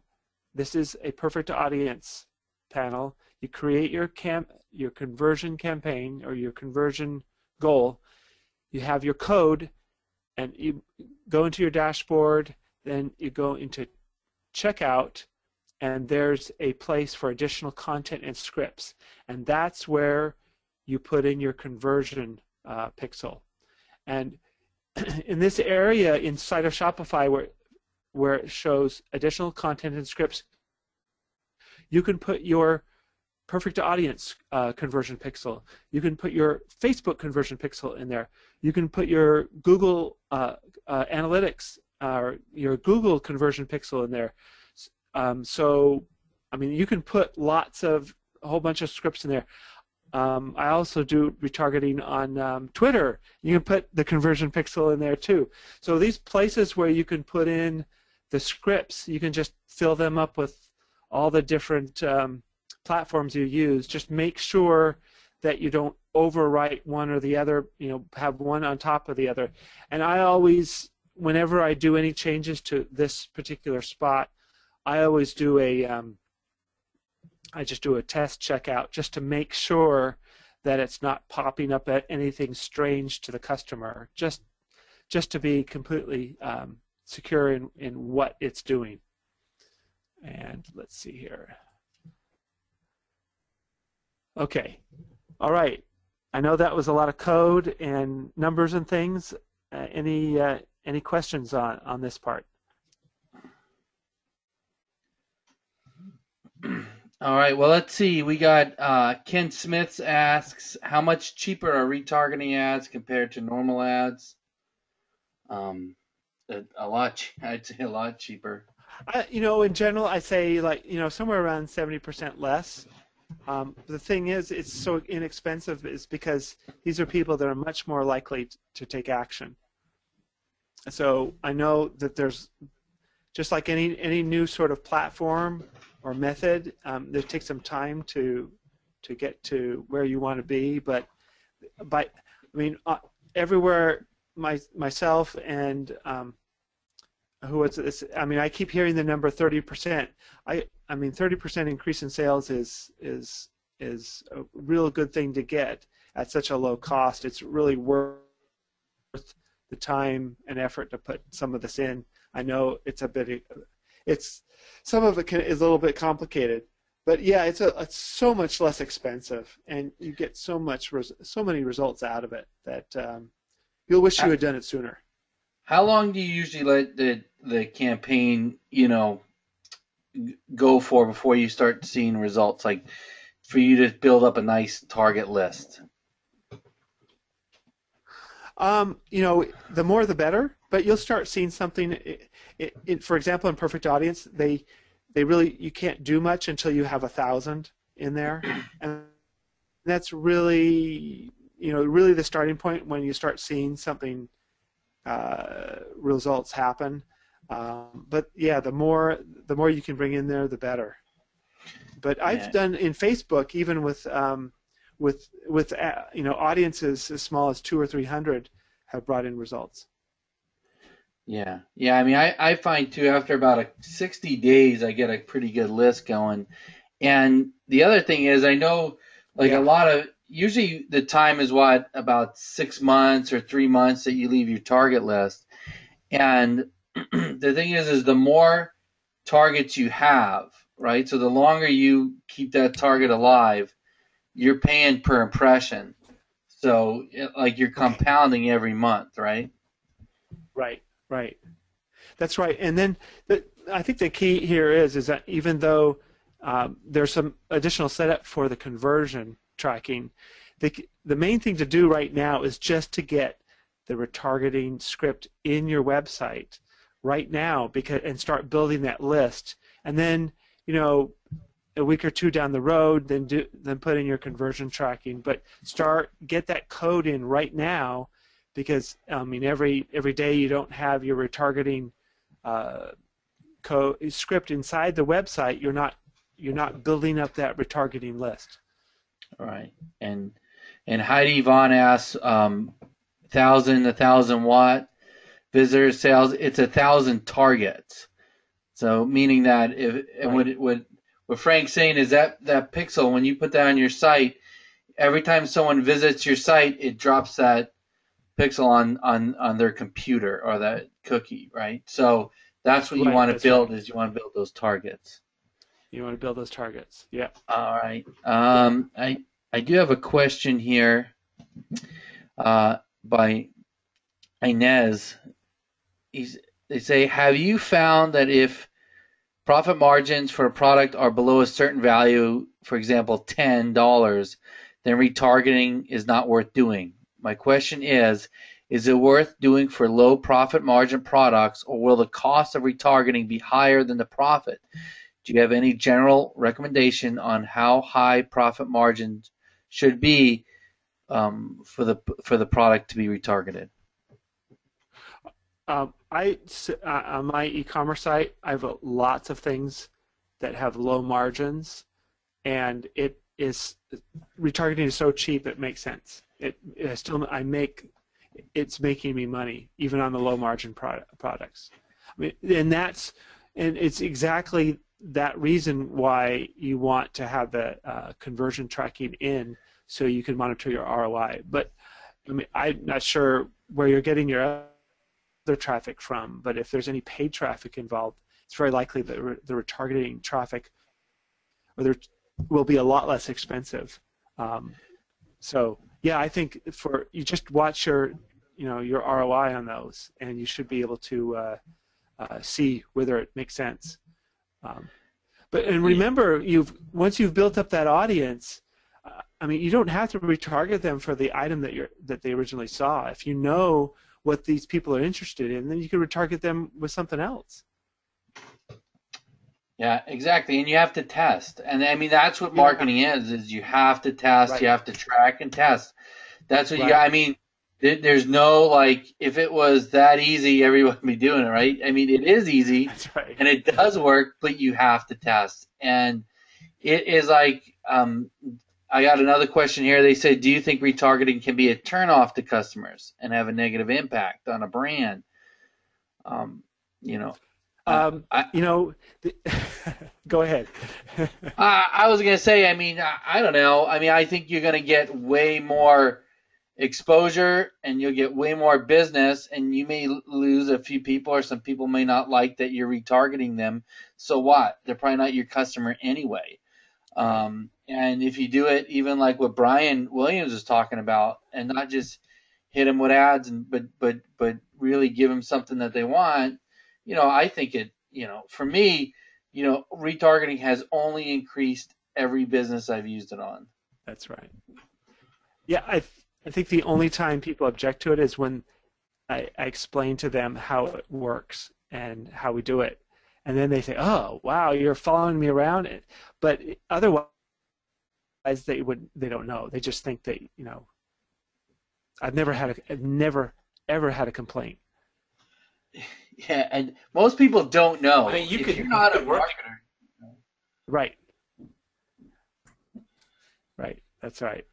But you could have a lot of fun with this too. If you really want to get complaints, you could have some fun with this. I'll give you an example. You got to have some fun. So once you get your 1,000 hits or your 1,000 pixel drops in perfect audience in your account, then you can pretty much open up a new website in it, and you don't need the 1,000 anymore. So you could, as an example, and I can't say I've ever done this before, but as an example, you could send an email message to a client and have them click, which they'll open because it's a client, and they'll click over to, let's say, a web page on your site that has a video where you're explaining something to them, and you could pixel them, and then maybe like 2 weeks later, after you've been trying to get them to buy something from you that they aren't buying, you could start retargeting them with an ad about how important that is, whatever it is you're trying to sell them. Right? So it's like if you've been trying to sell them like on, I don't know, maybe like mobilizing their website, and they're not biting on it. But then all of a sudden, 2 weeks later, they start seeing ads, not from you, just ads, about how important it is to mobilize their website. You know, it might be an interesting strategy. Yeah. Just saying. Oh, yeah. Yeah. Yeah, no, that's great. That's what I mean. That's what you do. You test, and I mean, I think that's a great idea. You know, that'd be a good test to do.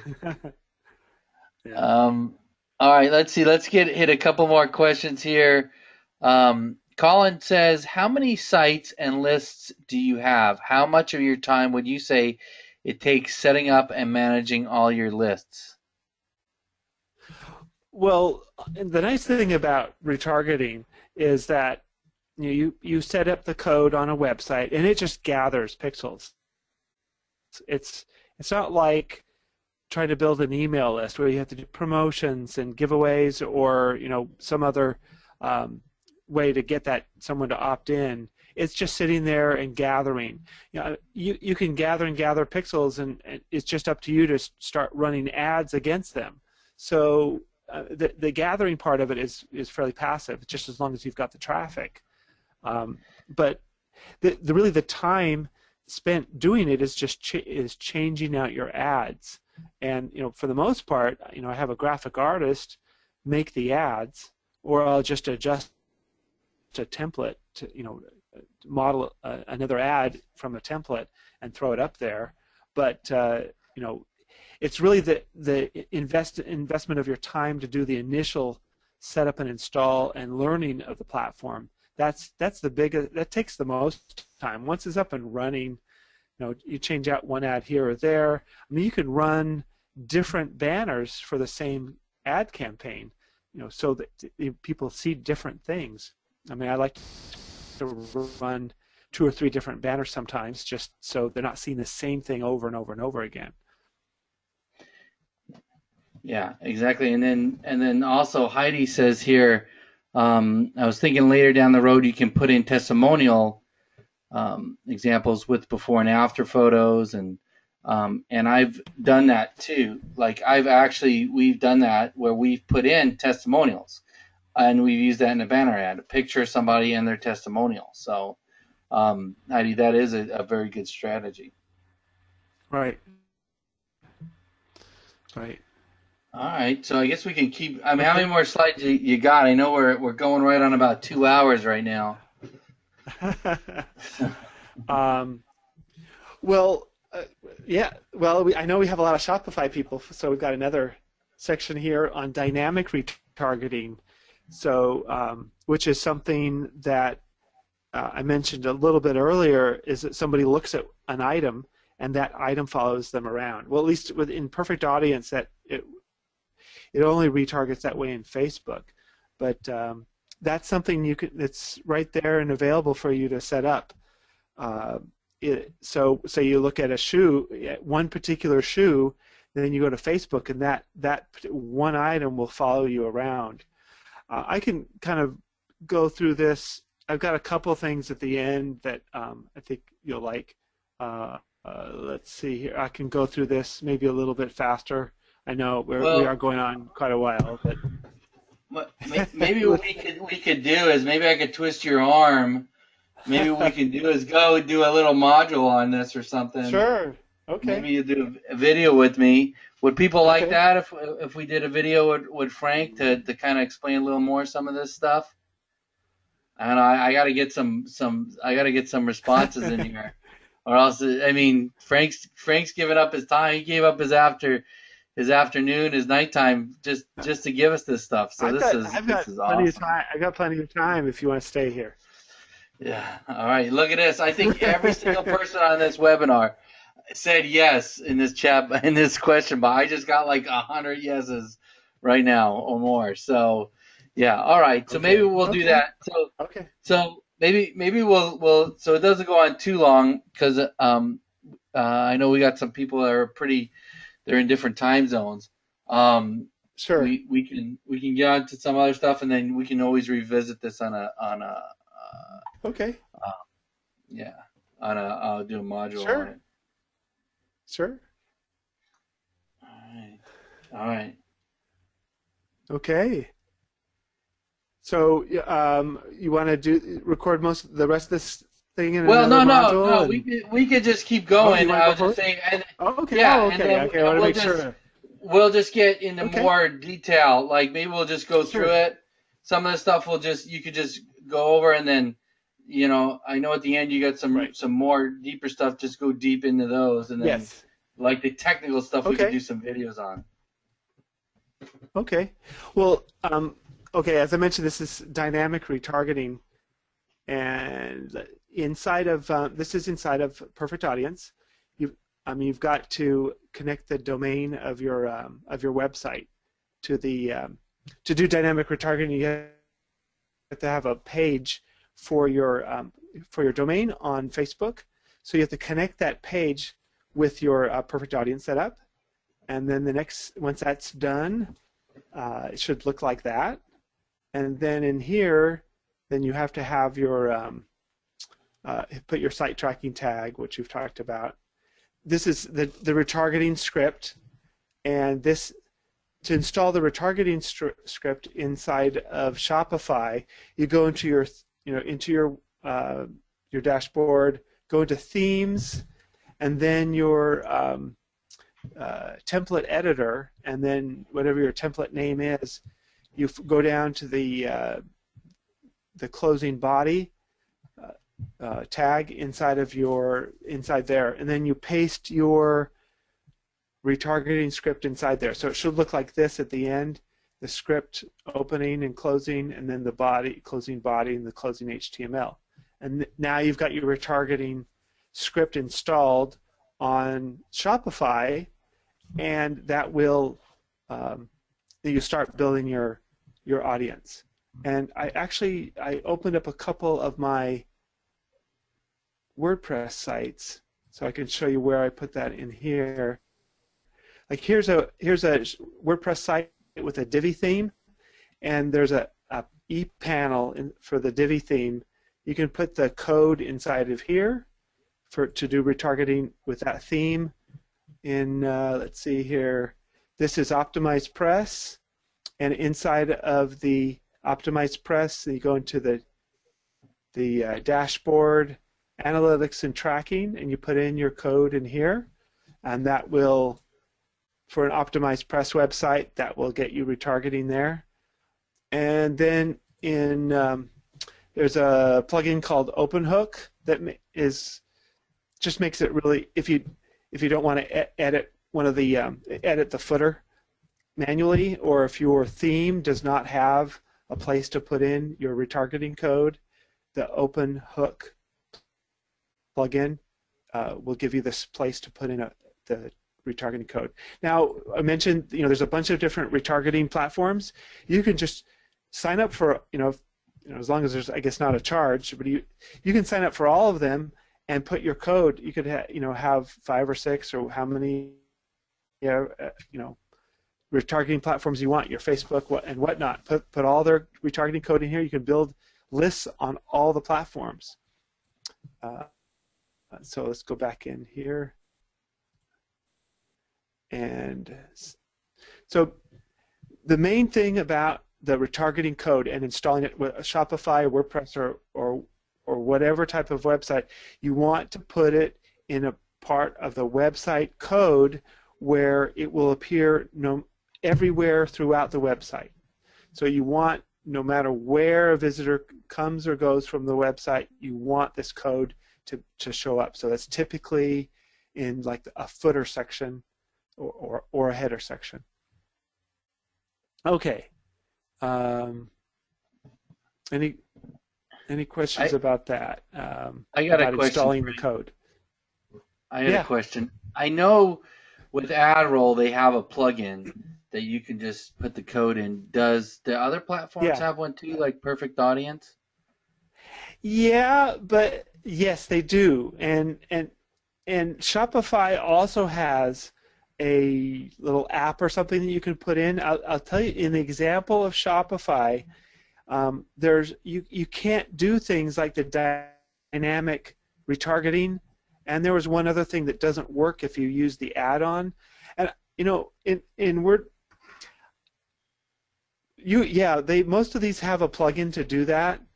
You can certainly do that. I prefer just to find the place to put the code in, and I put the code inside there. And then, because I'm going to mention, this is one of the things I'm going to mention towards the end, there's a reason for that, and I'm going to hold that off for just a minute. All right. Any other questions? Okay, all right, fantastic. Okay, so Heidi asks, will you be showing us how to set up the Facebook pixel code for other things? Well, the Facebook pixel code is the same. There's all these different codes, whether it's Facebook or AdRoll or Perfect Audience, they have code that you put in. It's basically the same install. There's just, each platform has its own code. You can put the code from multiple platforms on a website. So like I have on my e-commerce site, I have Google remarketing, I have Twitter retargeting, I have Facebook retargeting, and Perfect Audience retargeting, all on the same site.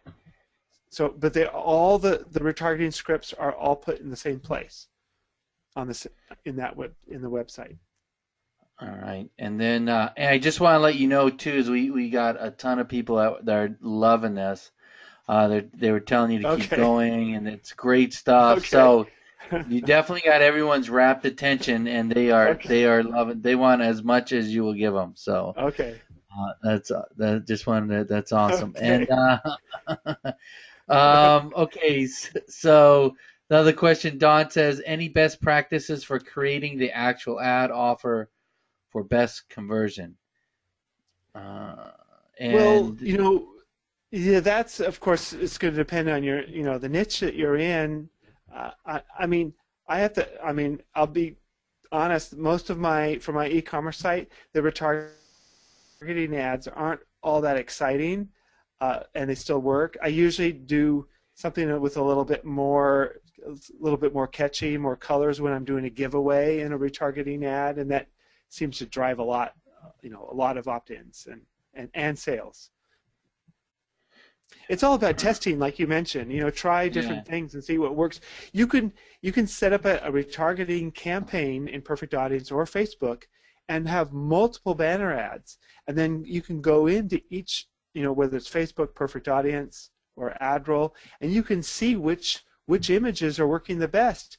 The ones that aren't working well at all, just turn them off. And then it's just, it's all about, split testing. Cancel the losers and scale up the winners, and then put in some new ones in, see how they work, and do the same thing over and over and over until you find the perfect thing that works. Yeah, and you got to test. I mean, I couldn't tell you how many times I put up the ads I thought were just the best, and they did nothing, and the ads I thought were terrible did awesome. So you don't know until you test it. You got to test it. And okay, and Rizal. One thing too, I know a lot of guys out there and gals are doing local stuff. So just to kind of bridge it to there, when you're testing your ad creative, have some fun with this and be creative. I'll give you another specific example. Let's say you're working with a service provider like, I don't know, like an attorney.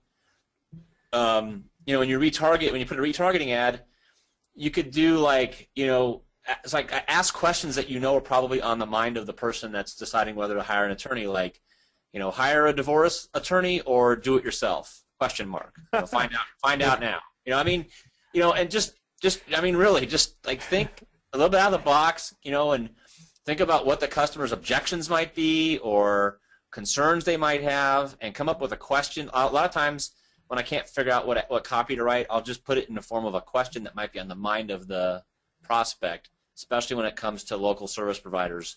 And you only have to run an ad for a couple of days to really determine if it's going to be a flyer or not. So, like Frank keeps saying, all it takes is a little bit of time and to punch out another ad in the template. So, and I personally like ads that have for local copy, just big bold letters, words that'll get people to read it that are in the market for whatever it is that they're looking for. Yeah. Yeah, I like that. I like that question. Well, and you want to have, yeah, depending on the question. I mean, I think that's a good one for the lawyer. I usually like to put something in there where in their head they can think yes. I want them to say yes to that question. But I like your example for the lawyer. That's a good one. Okay. Let's see. Okay. Oh, we mentioned a little bit about dynamic retargeting. In Shopify, and I use BigCommerce for my biggest e-commerce site. You need to use what Perfect Audience actually leverages the Google Merchant Center. They actually pull they basically sync their dynamic ads with the content that's in the your Google Merchant Center. So there's a bunch of linking that has to go on in here. You need for Shopify dynamic retargeting, you need Google Shopping. There's a free Shopify app. You need to be signed up for Google Merchant Center, which is free, and you already have that if you're doing Google Shopping ads, which are actually for a Google product. Google Shopping ads are fantastic. It works the best for what I do in my e-commerce business. And then you have to like here you have to link your Facebook. You have to have your Facebook page for your Shopify site link to Perfect Audience. So let's go to the next slide here. Okay, that's where the Google Shopping free app is here. You can just search for it on the Shopify App Store. Then inside, once you have it installed, just sign into your Google account while you're in Shopify to verify. And then let's see here, you put in your settings, and then you have to verify your URL. If you've ever done a Google verification, it's usually putting some code in a meta tag or some other type of code into your website, and then they check it, and then they verify you. So you click, once you put in the code, you click into your website. So for Google, you verify, and you should, and like I usually use the HTML tag. It looks like this thing down here, Google Site Verification. And once that's in there, you do the verify and you claim it, and if it's successful, it'll say verified and claimed. That means you've got your Google thing all set up. And then inside of Perfect Audience, you just have to make sure that these you just click, follow the instructions on Perfect Audience. It's really simple to link up your Google Merchant Center with Perfect Audience, and then it'll start importing your items. And basically, it uses that as it uses the Google Merchant Center list of items from your store to use the images and the descriptions in the dynamic retargeting ads. So and once all those pieces are linked up, you can do the dynamic retargeting ad. I know that I've thrown in a lot in there. There's actually Perfect Audience, and I don't know about AdRoll, but Perfect Audience has a fairly good tutorial. That's actually one piece of their website where they do quite a good tutorial, is how to do dynamic retargeting. A lot of the other features are just not all that fantastic. So to do a dynamic retargeting campaign, again, these only show up on Facebook, but you can control the button that shows up on Facebook, the message, and then inside the body you've got these tags you can put in to get the name and the price. If you want it, you can control some of the content. Remember, I mean, it's going to show the item that they last looked at in these ads. So whether or not you want the price there or not, that's up to you. So something to consider when you're setting up your products is how it's going to show up in the dynamic ads, as well as your SEO and other campaigns. Let's see. And once you set up your dynamic ad, it'll actually, you upload it or you click submit. And usually for perfect audience ad approvals, sometimes can take a day or two. So if you submit a new campaign or new ads on perfect audience, it can sometimes. I wish it. When a year or so ago, it used to take a few hours. It now seems to take about 24 hours for a new set of ads. Any questions on that part? We're getting down to the last 10 slides. Let's see. Haven't had any questions yet on that. If you guys have any questions on what Frank just covered, just pop them in the question box real quick. No, I think we're good. Okay. All right. Let's go to the next thing. Okay, I've got a handful of little other topics that just didn't fit in for a whole section, but we can go over them. Some of them are you can do some fun stuff with. Retargeting platforms. This has come up a couple times. Right now I'm using Perfect Audience for both web, Facebook, and then there's a tie-in with Twitter. I use that platform extensively, and then I do separate ads on Facebook. You can do retargeting to Facebook from Perfect Audience. But if you do it natively on the Facebook platform, you have a little bit more control. For example, if I want to retarget people and have I have lots of website custom audiences, I can exclude things and so forth that I can't do inside a Perfect Audience. So I like to do both. I primarily use Perfect Audience for web retargeting, dynamic ad retargeting, and then the tie-in with Twitter retargeting. And I use Facebook quite a lot, retargeting there as well as ads. I think Facebook, in my opinion, is one of the most cost-effective ad platforms right now for just about anything. Just the demographics you can target and interests is just so powerful.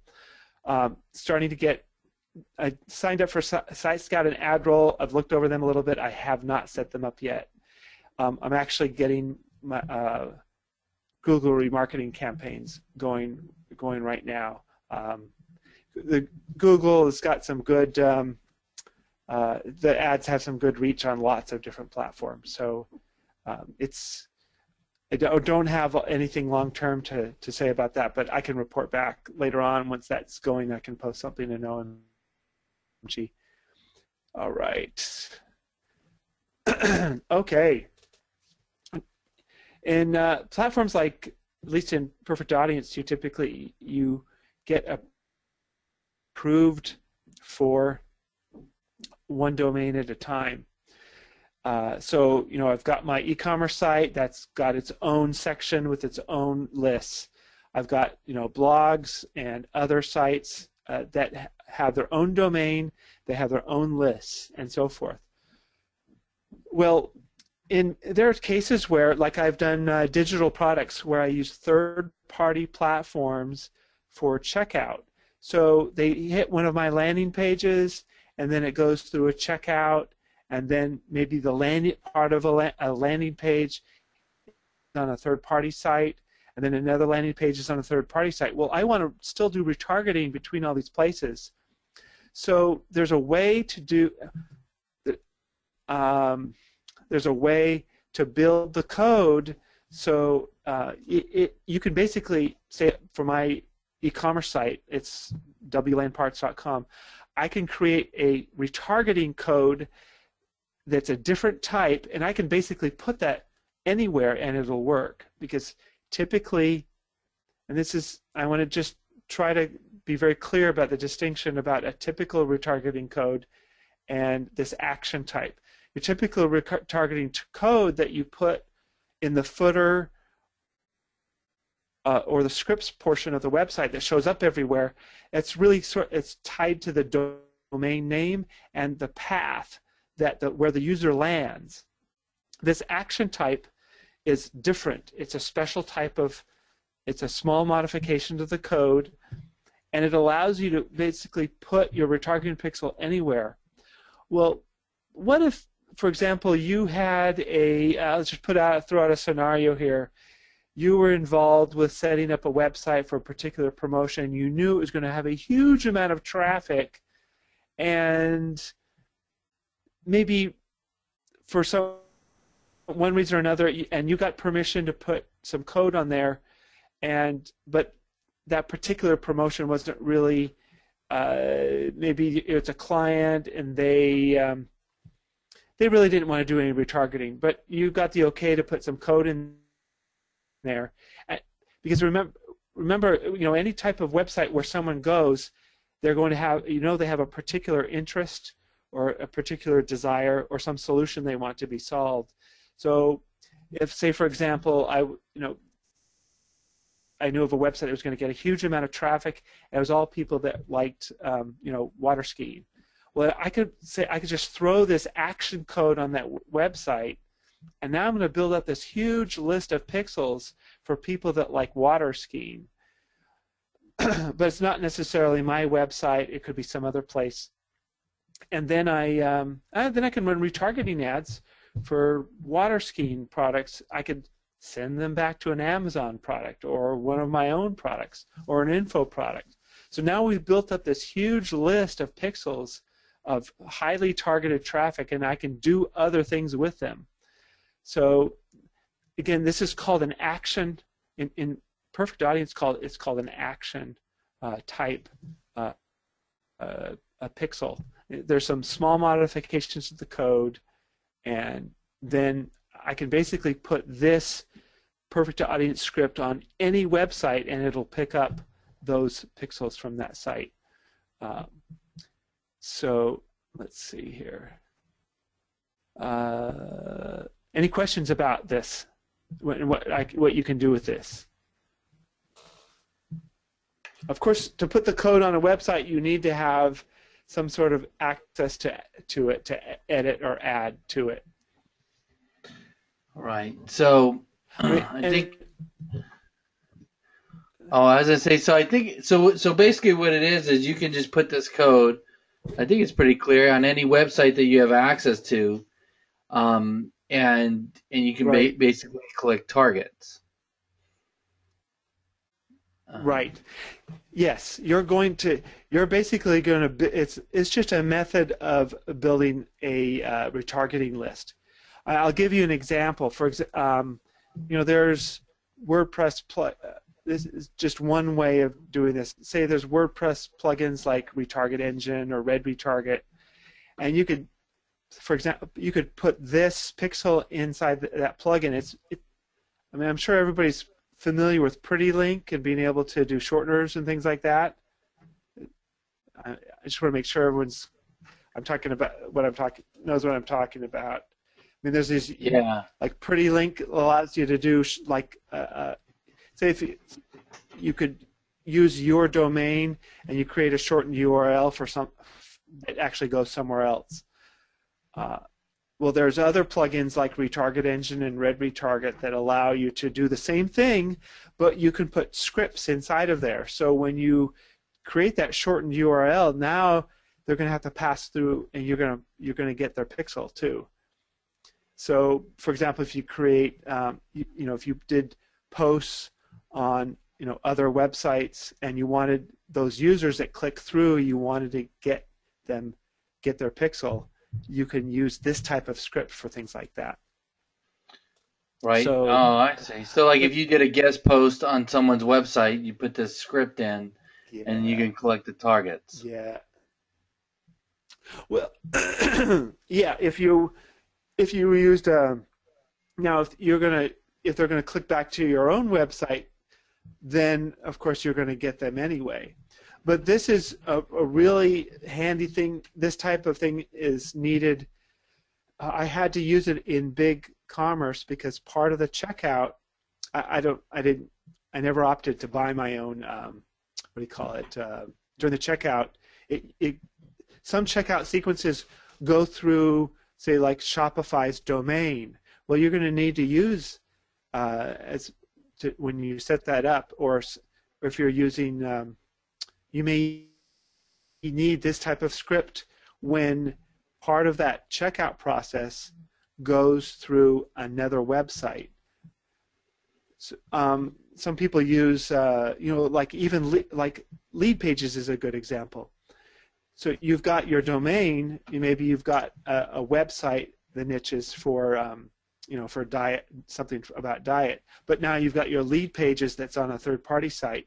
You could use this action type script on lead pages to build that that retargeting list of those people that land on the lead pages domain. That's what this type of code would be used for. Otherwise, it just wouldn't work. If you can you put this on like a Weebly site or something like that? Yeah, you could put it on any this type of this action type script. You can put on any type of website you have access where you can edit the HTML. Wow. And I think lead pages has a place to put in scripts. So lead pages like ClickFunnels, what is there, like something called Unbounce, isn't that another one? This is the type of script you could put on those third-party pages that your normal script would not work because it's outside of your domain. Right, and this is for sites that you can edit the HTML, because I have Jorge's asking if you can use it in a YouTube description, but it wouldn't work in a YouTube description, right? It has to be on a site that you have access to and you can edit the HTML.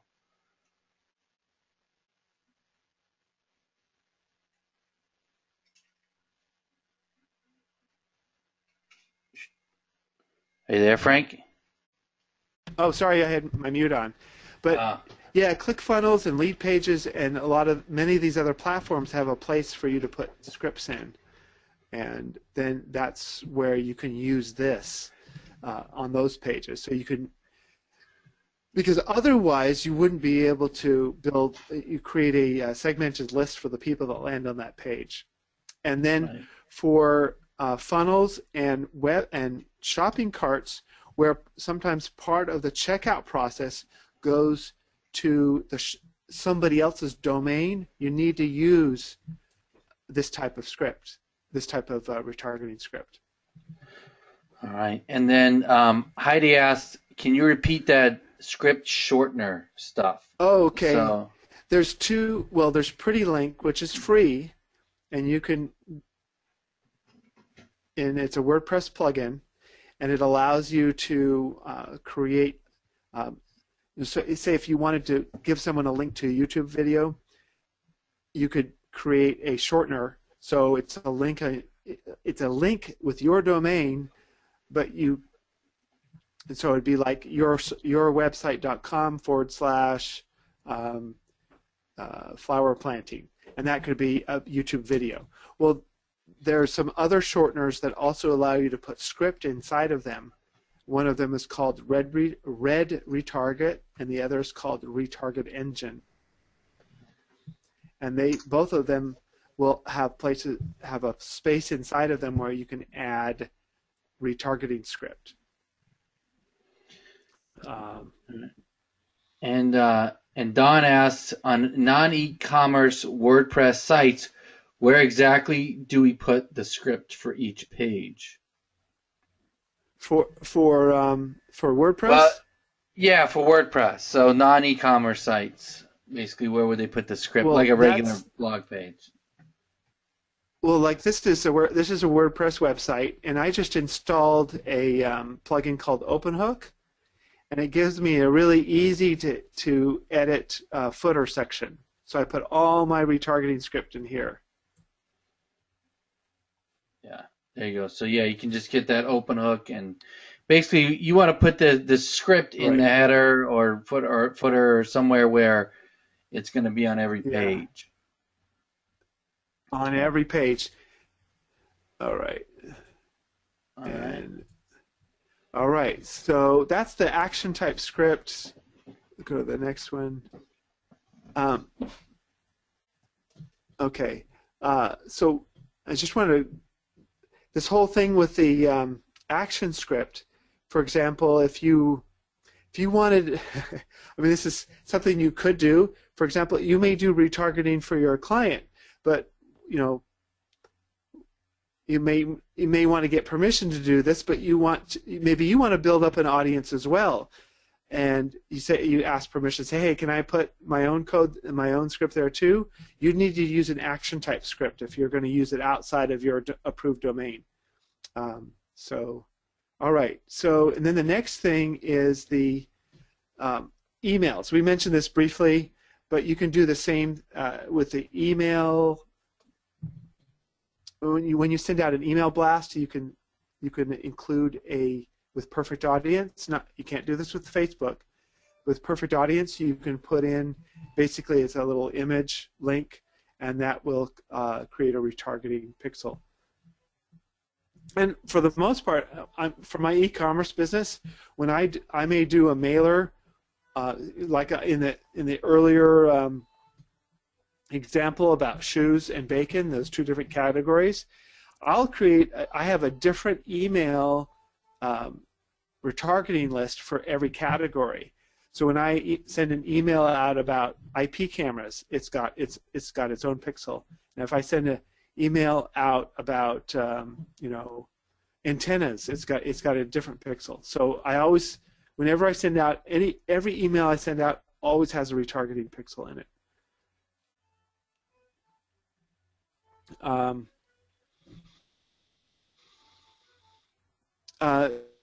Another thing. Oh well, let's see.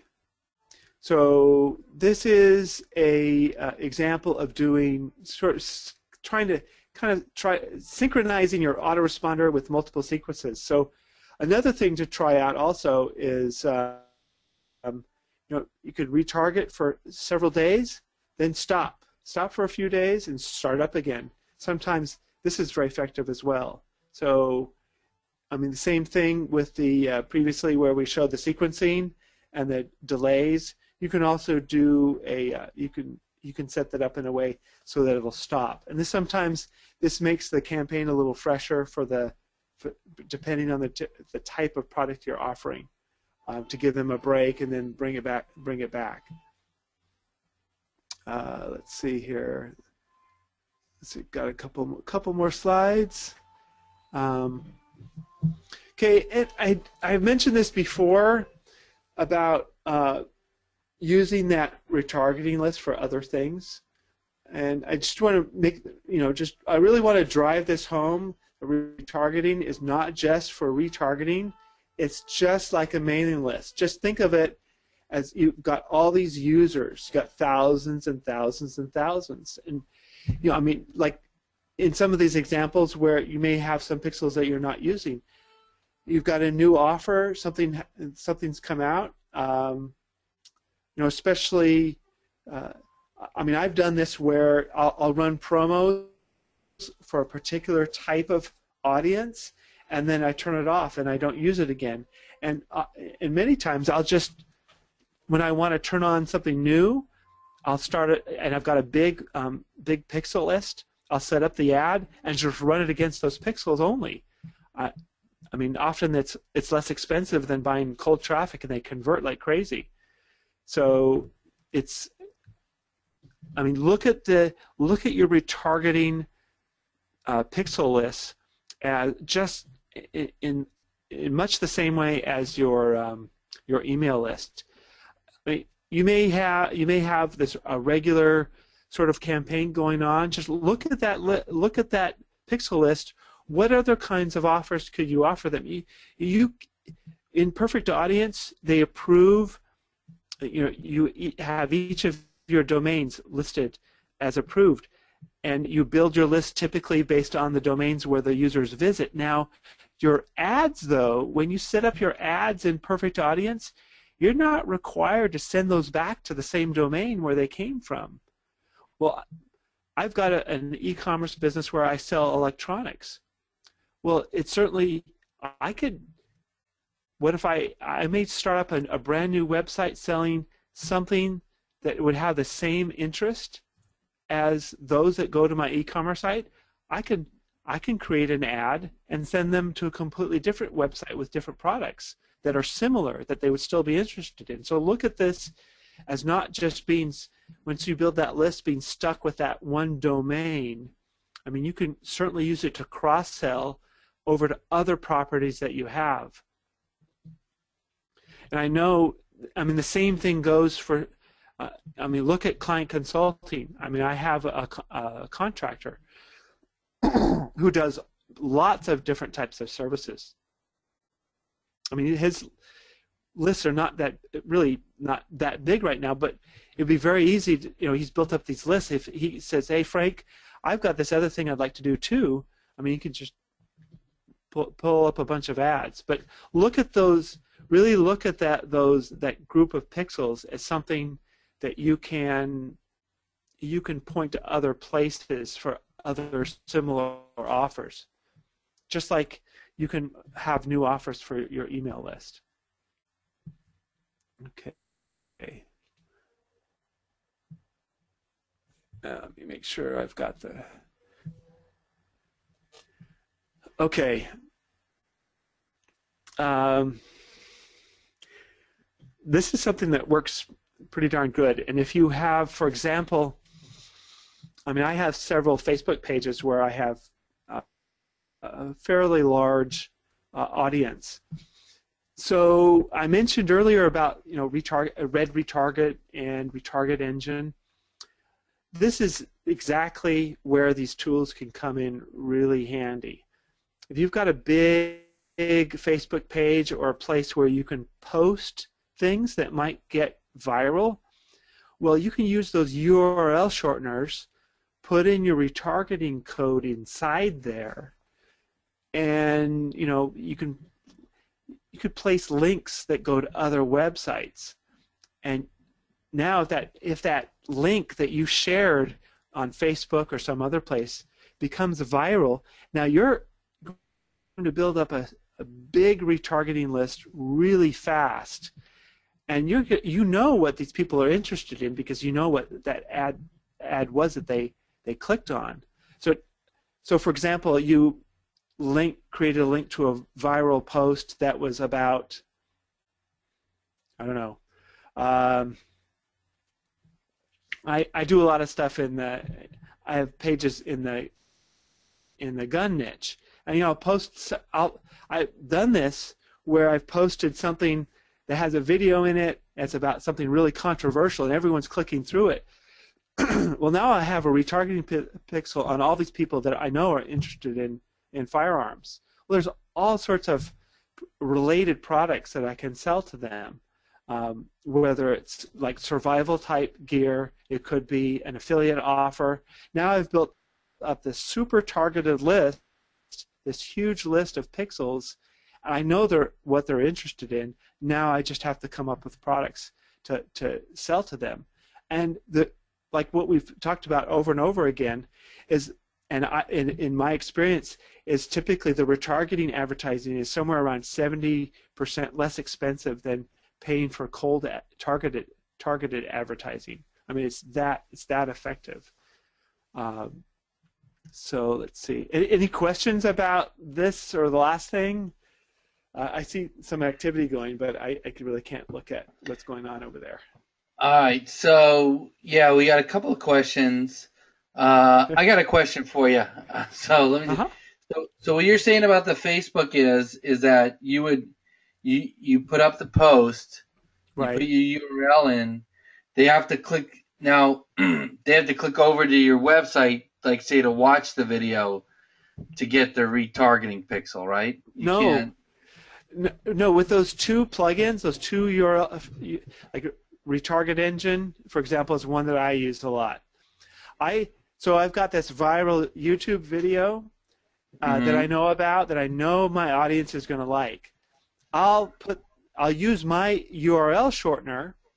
So I use retarget engine. I put the I put my retargeting code in there, and I put the link to the YouTube video, and I create the shortened URL.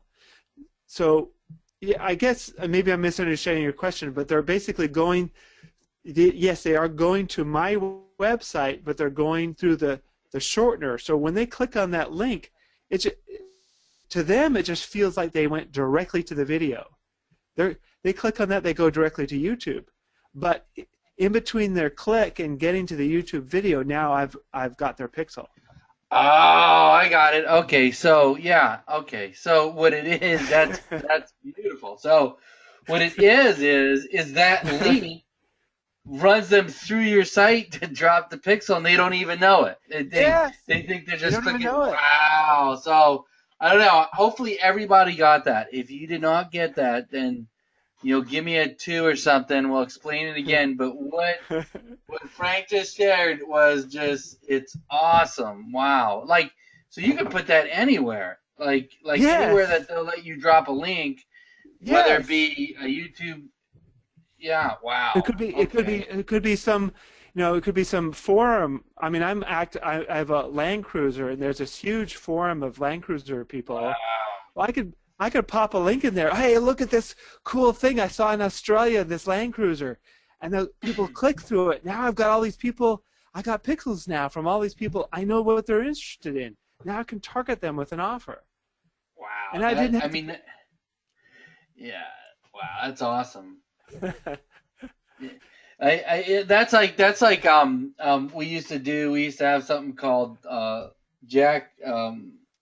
Trust Tracker? Trust Tracker, yeah, Trust Tracker, and I mean this is way better than Trust Tracker because you're dropping that pixel. So if you put that, man, that is beautiful. I mean, my mind is spinning right now of all the ways I could use that. That is a cool tip. Now these 2 plugins, where do you get these? You have to purchase them, or can you get them? Where do you get the plugins from? Yeah, you can just search for Red Retarget or Retarget Engine, and they're I think they're somewhere around $40 a piece or something. Yeah. So I mean, are you familiar with Pretty Link? Pretty Link? Yeah. Well, I just use stuff like this for lots of things. I mean, when I typically set up an ad, and I don't know if this is against Facebook rules or a perfect audience, but whenever I set up an ad, I use a URL shortener. That way, I can change. It's easier to change the ultimate destination in one of these shorteners than it is to reset up the ad. Yeah. No, I do similar stuff to that, no, exactly. I mean, but so this is. I have a couple of people that are still a little confused. So let me see if I can break it down. Yeah, I got an example. All right, Brian. Let's see. Okay. All right, so here we go. So here's Evil Brian again. So you Fiverr gig. You go Fiverr.com. Tweet my link. Right. To your million subscribers. Right. Just on whatever topic. So I want you to tweet best diet pill in the world, and then you have your shortened your URL that you created with Red Retargeter. Right.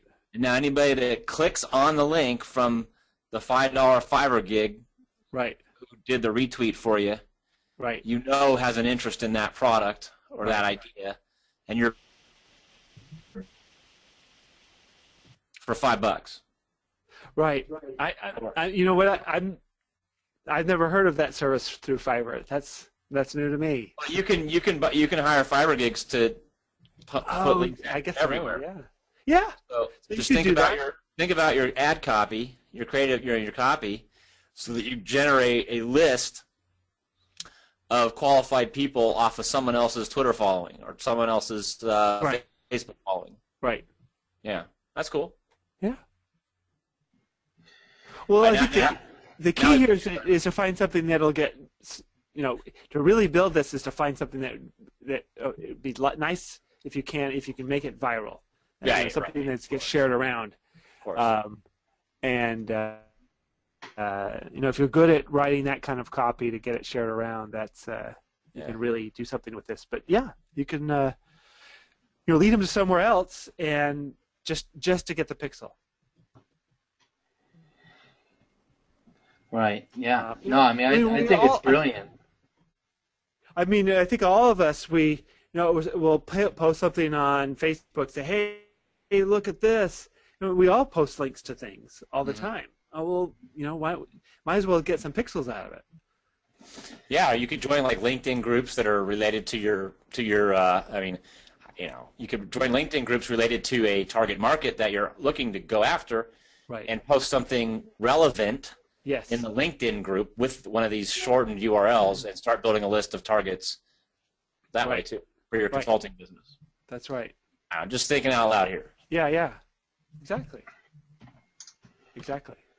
Yeah. Now, I think well, the thing with this is that you don't have to create the end point. You could basically share someone else's information and get the pixel out of the click. Right, or just share a news article. Like if you're if you're in a LinkedIn group that's all about, I don't know, accountants or something, and some information comes out, or you find some article on like one of the content sites out there that's of interest. Hey guys, have you seen this article yet about this? Boom, and now you get accountants clicking on that article. But they're going through your shortened URL, and now you're just building a retargeting list of accountants that you can go remarket to. That's right. Yeah, I mean, I use this same strategy with the Trust Jacker, where you would. I mean, that was a little different because you would iframe another site in there, but it's the exact. I mean, there's a site I used to use, and I don't even remember the name of it. Oh man, but it was where people asked questions, and it was very strict. Like you could not sell anything in this site. But I would get a lot. I got to remember the name of it because I'd get a lot of traffic from it because I would just say, "Hey, did you see this article?" And it would be iframing my site, so I could still market to them without them knowing. Where this is like, you can go on a site like that, answer questions, say, "Oh, I got an answer to that question right here." Boom, and you just drop the pixel. Right. Yeah, no, it's beautiful. Yeah. Great. And I was trying to get a full night's sleep tonight. So let me kind of. I think this is a hashtag mind blown for sure. I mean, we still got about 80% of the people on this webinar, so we need to do a hashtag mind blown Frank or hashtag Frank blew my mind because this was. I think you should cut the recording. I think you should cut the recording about 15 minutes ago and let everybody else want this. I should. I should cut this out. Like cut this out. The last 15 minutes of the webinar is private. For only those that stuck around. That's right. That's right. Yeah. So yeah. You could use one of Cotton's words. It's the ghost 15 minutes. That's it. Yeah, we lost that part of the webinar. Yeah. No, yeah. This is some powerful stuff. So I want to see at least 100 hashtag mind blowns or Frank blew my mind because Frank, he wouldn't have his way. He's given us his time, given us all this awesome information. So, yeah, this is awesome. So that was a great tip, Frank. I'm going to be using that tomorrow. Yeah. Good. Now you got to find some things to post and get some more pixels. Man. All right. Let's see. I can't remember. I got two more slides. I don't remember what's on them. Let's see what's the next one. Oh, questions. So I think this is pretty much the end now. Any more questions before we wrap this up? Are we still there? Yeah, I think we kind of went through them. Where do you sign up for Perfect Audience? I would say go to Perfect Audience. Yeah, you can just go to Perfect Audience, and they give you some ad spend when you sign up. Yeah, Google it. I think Also, ad roll, they give you ad spend. I think they give you $60. Yeah. And can you share URLs for the link shorteners So that yeah, pass the pixel?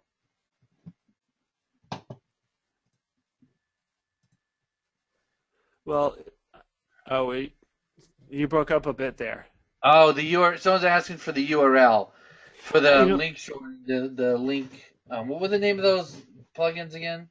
well, one of them's called Red Retargeter. You just I'm looking them up right now, guys. I'll get them out there. Hold on a second. Okay. yeah, Red Retargeter and Retarget Engine. Yeah. Okay. Retarget Engine, I think it's just retargetengine.com, but Yeah. And you know, in these shorteners, you can put any type of script that you want. So I've even used them. When you start, anyone who's set up sort of a sales funnel, things can get kind of complicated about where things are going and coming and landing and this and that. And I've used these shorteners for conversion pixels when they're actually going from a landing page on my website to another same page. It's just little tools that you can use for conversions tracking and for retargeting scripts. And and remember, you can have multiple retargeting platforms and start building audiences, pixels on all of them. It just doesn't cost anything to do that. It doesn't cost anything to build your list. It only costs money when you start advertising. So start building your list now. I think if you haven't done retargeting, just the first thing to do is just get signed up, get your script, and get it on your website, and just let it start building those retargeting pixel lists. And depending on the amount of traffic you're getting, you could just leave them there for a while and then start your ads. It may be days or weeks or maybe a month or so before you have enough.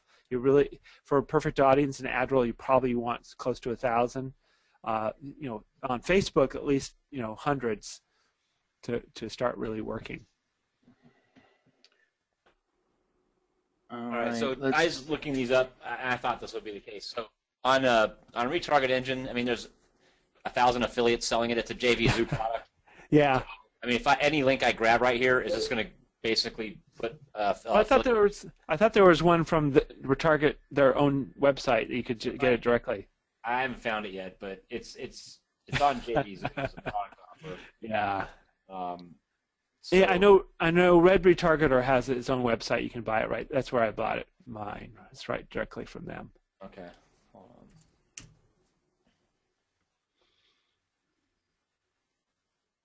Yeah, I have both of them. I've been working with Retarget Engine longer.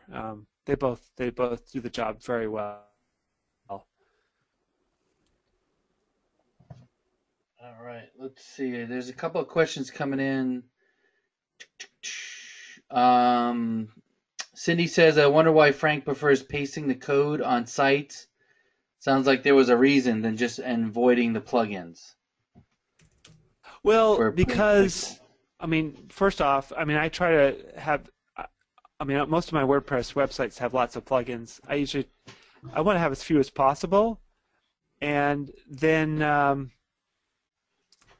I've just always worked with on Shopify. If you use their app, there's things that you'll miss. I don't think that I don't know how well the conversion tracking works, and the dynamic retargeting is not included in the Shopify app. So with Shopify, you do need to place the code. And like I explained from the very beginning, I started with the e-commerce back when I did just kind of type everything in. So I'm used to just cutting and pasting code in all the time. That's just my preference. So you could certainly. I've used the Perfect Audience plugin, and it works perfectly fine for WordPress. And I'm sure AdRoll works just as well. But in WordPress, I'm still putting in my, on some websites, I still am putting in my Facebook retargeting code, And so, I've got to paste the code in anyway, so I might as well just paste all of them in. That's kind of the way I look at it. But yeah, the plugins work just fine. Yeah, and to some plugins like the one for AdRoll, I know it's a older plugin. They haven't updated it. So if you can just if you do put the code in, you can put, like you said, you can put multiple codes in there. If Right. if you have one plugin for one platform, you're still gonna have to put the code in for the other platforms. Yes, yes. Yeah, and many of depending on, if you're using Optimized Press or like some of these themes, actually include a place to put in the code. And if you like don't Genesis, have that, you can. Yeah, I think in Genesis, yes. Genesis they have a header You have it in section. there. Yes. And then if it doesn't, you can always use the OpenHook plugin, and then you can that's the easiest way. If there's otherwise, you'll need to edit the footer code inside of WordPress. But the OpenHook works very well. All right, let me have people just stick in your questions here. Let's put some questions in here if you guys got questions, and we'll try to get through them here. Okay, Don asks, if you're putting it on the footer for every page, how do you do conversion tracking for a single page or to separate lists with different pixel scripts based off of the different pages? Okay, here's the main thing is the pixel code, the retargeting code goes on every page. The conversion tracking only goes on. It's typically the landing page. It's what's happened after they've opted in or after they've checked out. So that conversion code only goes on. Conversion code is page specific where the retargeting code just goes everywhere.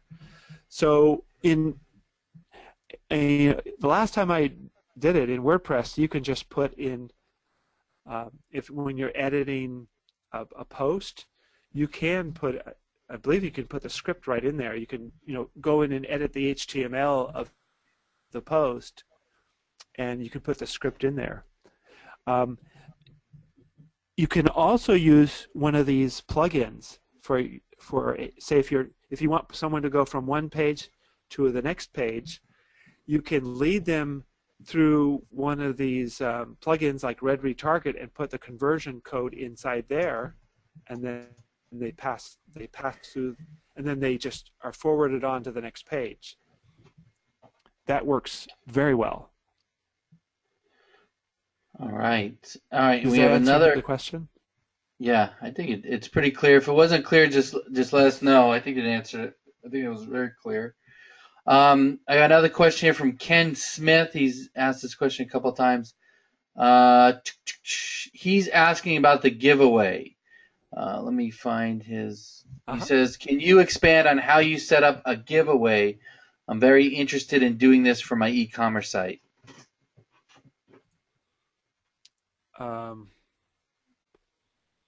Yeah. Oh, here I actually have slides for this.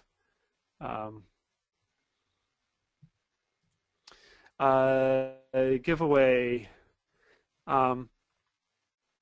This is the way I set it up. I just use, in this particular example, I used only retargeting list, and I put the landing page directly on my e-commerce site.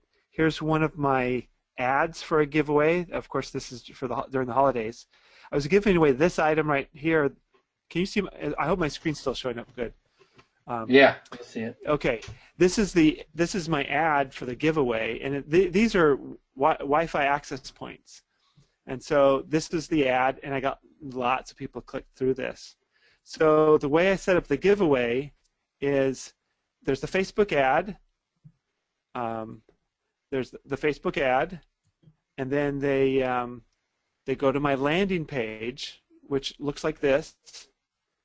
For this example, I just used the get response JavaScript, So, but you could use, any type of landing page. They just land on a page where they sign up, and then for me, so Facebook ad, landing page, and then I get their email address, and so there's a 3-part email sequence promoting other products. So I'm looking to get sales through the email sequence and through the retargeting sequence. On the last part of the giveaway, on the thank you page, this is I let them go to the e-commerce website where there's products to purchase. And so the goal of all my giveaways is to make them self-liquidating, and meaning that I don't have that the sales from the giveaway more than pay for everything. So, for example, here's the landing page. Oh, I got to get rid of the marker now. There's the landing page, and then once they've opted in, and let me pull up this screen. Okay. Once they opt in, they opt in on this page. The thank you page is filled with products. That's how I do my giveaways. Does that answer the question? Yeah. Pretty simple. Perfect. Pretty simple. Yeah, pretty simple. Perfect. And so you can do this with your retargeting audience, which I did on this particular one, or of course you can pay for ads. Yeah, Ken says thank you. That was very helpful. So good. It helped him out. All right, and now I have Razal asks, for the OpenHook plugin, can you paste all the platform codes in there? Yes. Yes, you can. Yes, you can. Yeah, in fact, in my BigCommerce website, if you look at, because to add that into, most websites, well, at least in the past, you'd have to edit the web, the HTML, and so like in my BigCommerce website, I've gone in there and I've added, there's like 5 different, codes that are in there. Along with Google Analytics, yeah, you can put everything in there. Just make sure that the scripts, you've got the opening script tag and the closing script tag for each one of them, and then test it to make sure that everything's working properly. All right, and that was the OpenHook plugin. Okay, and Yes. then Jason asks, can you use Bitly for a URL shortener? I mean, Sure, yeah, but with Bitly, you can't put your retargeting code in there. Yeah. Now, you could use like Red Retarget and do a shortener that has your code in it, and then do a Bitly link on it, and then, of course, then you would be giving out a Bitly link that goes to your Red Retarget shortener and then to the ultimate website. Of course, yeah, you could do that. Yeah. All right. And Josh asks, what do you feel is the best, easiest cart to learn for a small e-commerce site? Shopify. Shopify's the easiest. Shopify, yeah. Yeah, it's a great platform. It's really one of the most popular choices for marketers that are doing a lot of marketing on Facebook, and it's easy to use, and I like it. All right. So could I use this to have somebody click on something that I want them to call me back, and then I could I don't know, put an ad in front of them every day. It says, "Hey, reminder to call Brian." Well, it's just a link, so I'm not sure.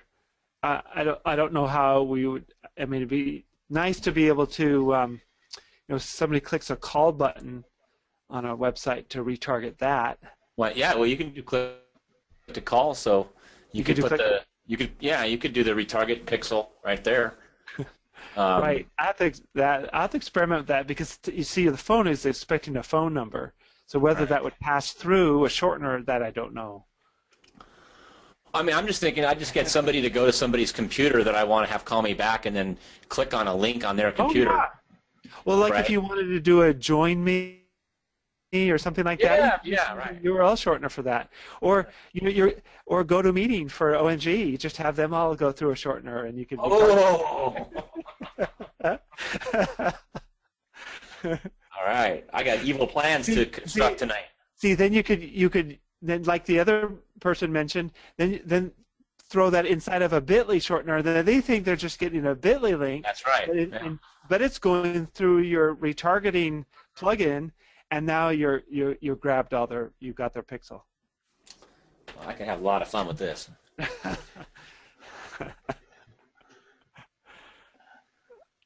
All right. I think, man, all right. So I think we're just about out of questions right now.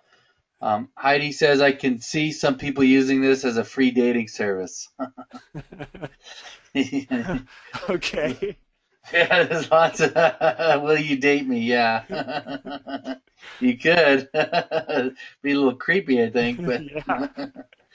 all right. So if you guys have any more questions for Frank, now's the time to ask. So let's put it in the question box. If you asked the question, we didn't get to it, then put it in now because we might have missed it because there's probably 1,000 questions gone through this question box since we've been up on here.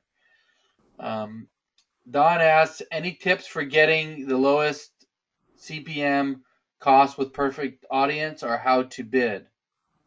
Well, I just let it auto bid. It's not that expensive. I let it automatically do that. I mean, I think the key, with anything in marketing is to get first you want to get the right audience into the, you want to set pixels into the right people, and then another thing you can do with perfect audience is you can look in. Let me see if I've got it up right here. Inside here, this is my live dashboard for my e-commerce business. Let's see. Probably not going to show anything for. Sometimes the conversion values don't show up until the next day, but if I look at my last 7 days, there's $200 ad spend, $7,500 in sales. But you can look in here. Inside here, let me find it. Like you can look at your ads and see which ones they've clicked on. And let me see, where's the placements? You can look in here. It will show you which websites your ads have appeared. And if you see something that's not performing, you can block it. That's every once in a while you want to go in here and check out. You don't want to be spending too much money.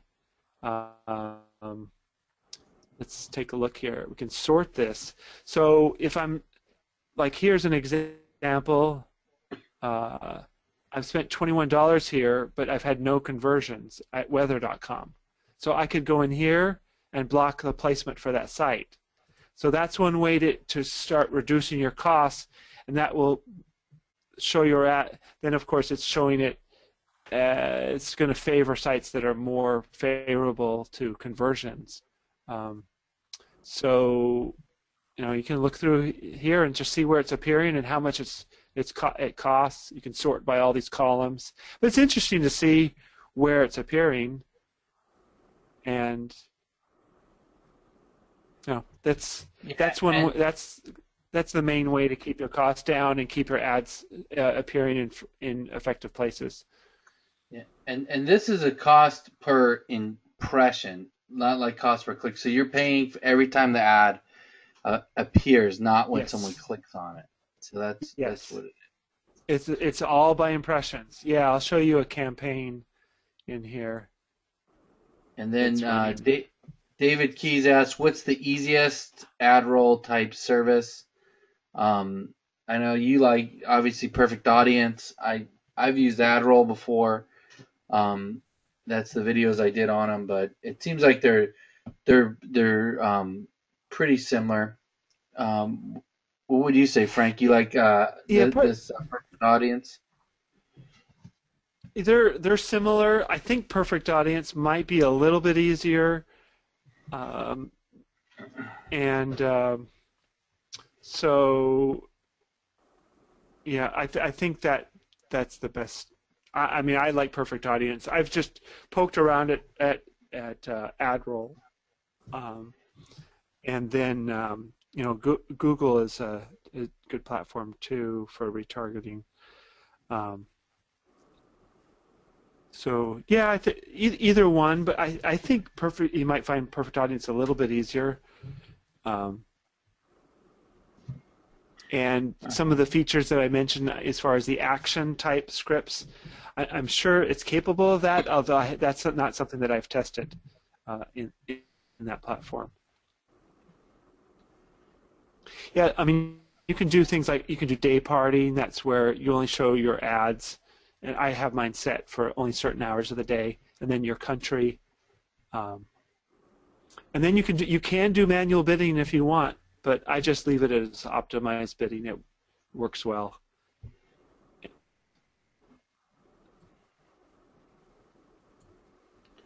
All right. So another question we got here. Let's see. Do you find the conversion tracking with Perfect Audience is accurate? I've noticed with Google Analytics goal tracking that their numbers can be way off. Okay, this is something I discovered when I started setting up conversion tracking, is that the conversion, the way that you set up the sales dollar amount and the type of script and some other things, even with Google, is sometimes not very well documented. And it took me, I mean, I'd say days of trial and error in some cases to find the right parameters to fit in the right place. And that was true of Perfect Audience. When I showed you that conversion code and the way it's set up, that, I mean, it's not documented anywhere. I had to figure it out because it was just, originally it was doubling all my sales numbers, and that may be the same thing that is being seen in Google, but the way that those numbers are set up have to be correct. And I mean, I can show you in my, but now is the concern that the sales numbers were too high?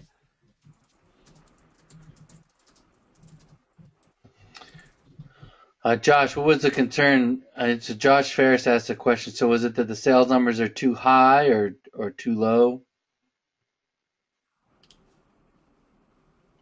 They report too low versus actual. Well,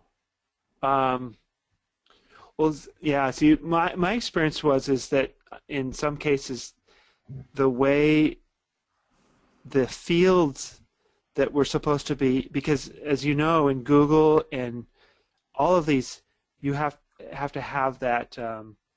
The fields have to be set up correctly for this to report the correct numbers, and I found that the documentation was sometimes wrong in certain websites, and I had to do the same thing with Google and Perfect Audience and Facebook to make these numbers show up correctly.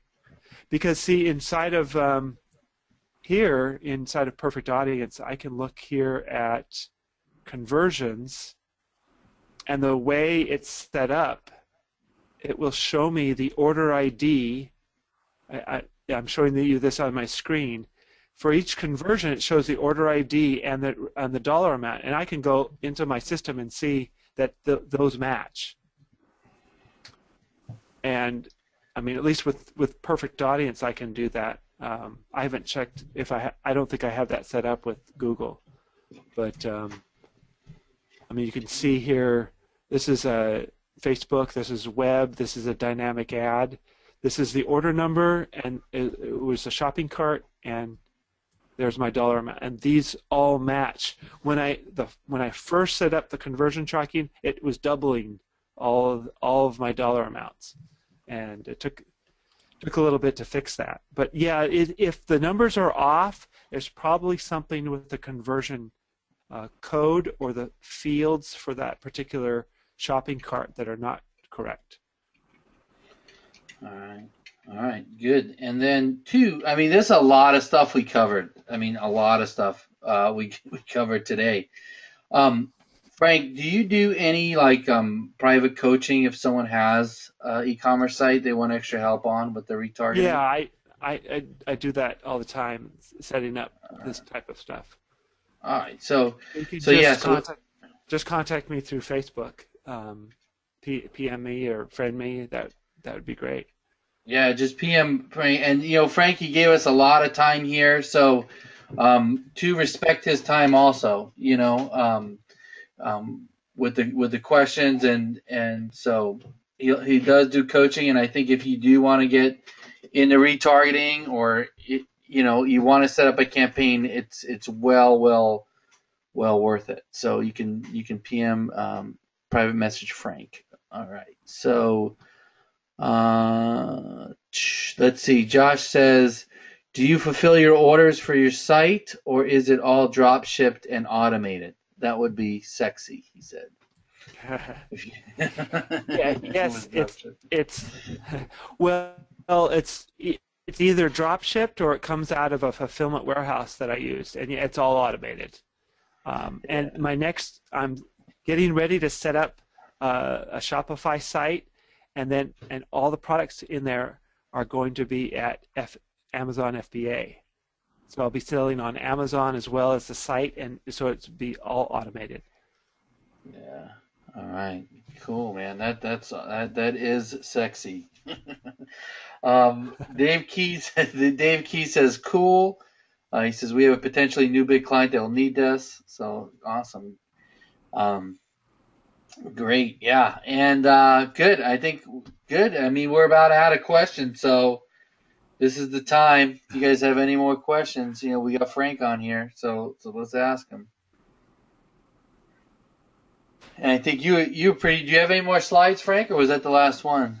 No, that's pretty much it. I was just this is my e-commerce site, and I just had I was going to pull up the it's just I don't go in here very often, and let's see here. But yeah, this is. I mean, I sell a lot of stuff. You can, I do. I mean, this is low margin stuff, but yeah, I've got it's a couple seven figures right now. Yeah, that doesn't look low fig. That doesn't look low margin. That looks pretty good. Oh well, I don't make much. I don't make much off these. It's a lot. I wish I pocketed more money, but I'm working on that. So yeah. So yeah, this is the kind of stuff that I sell on my. This is my biggest website. It's wireless gear and low volt. It's like wind turbines for low, like DC type stuff, and solar systems. So yeah, Dave Keat says switch to jet engine parts. Yeah,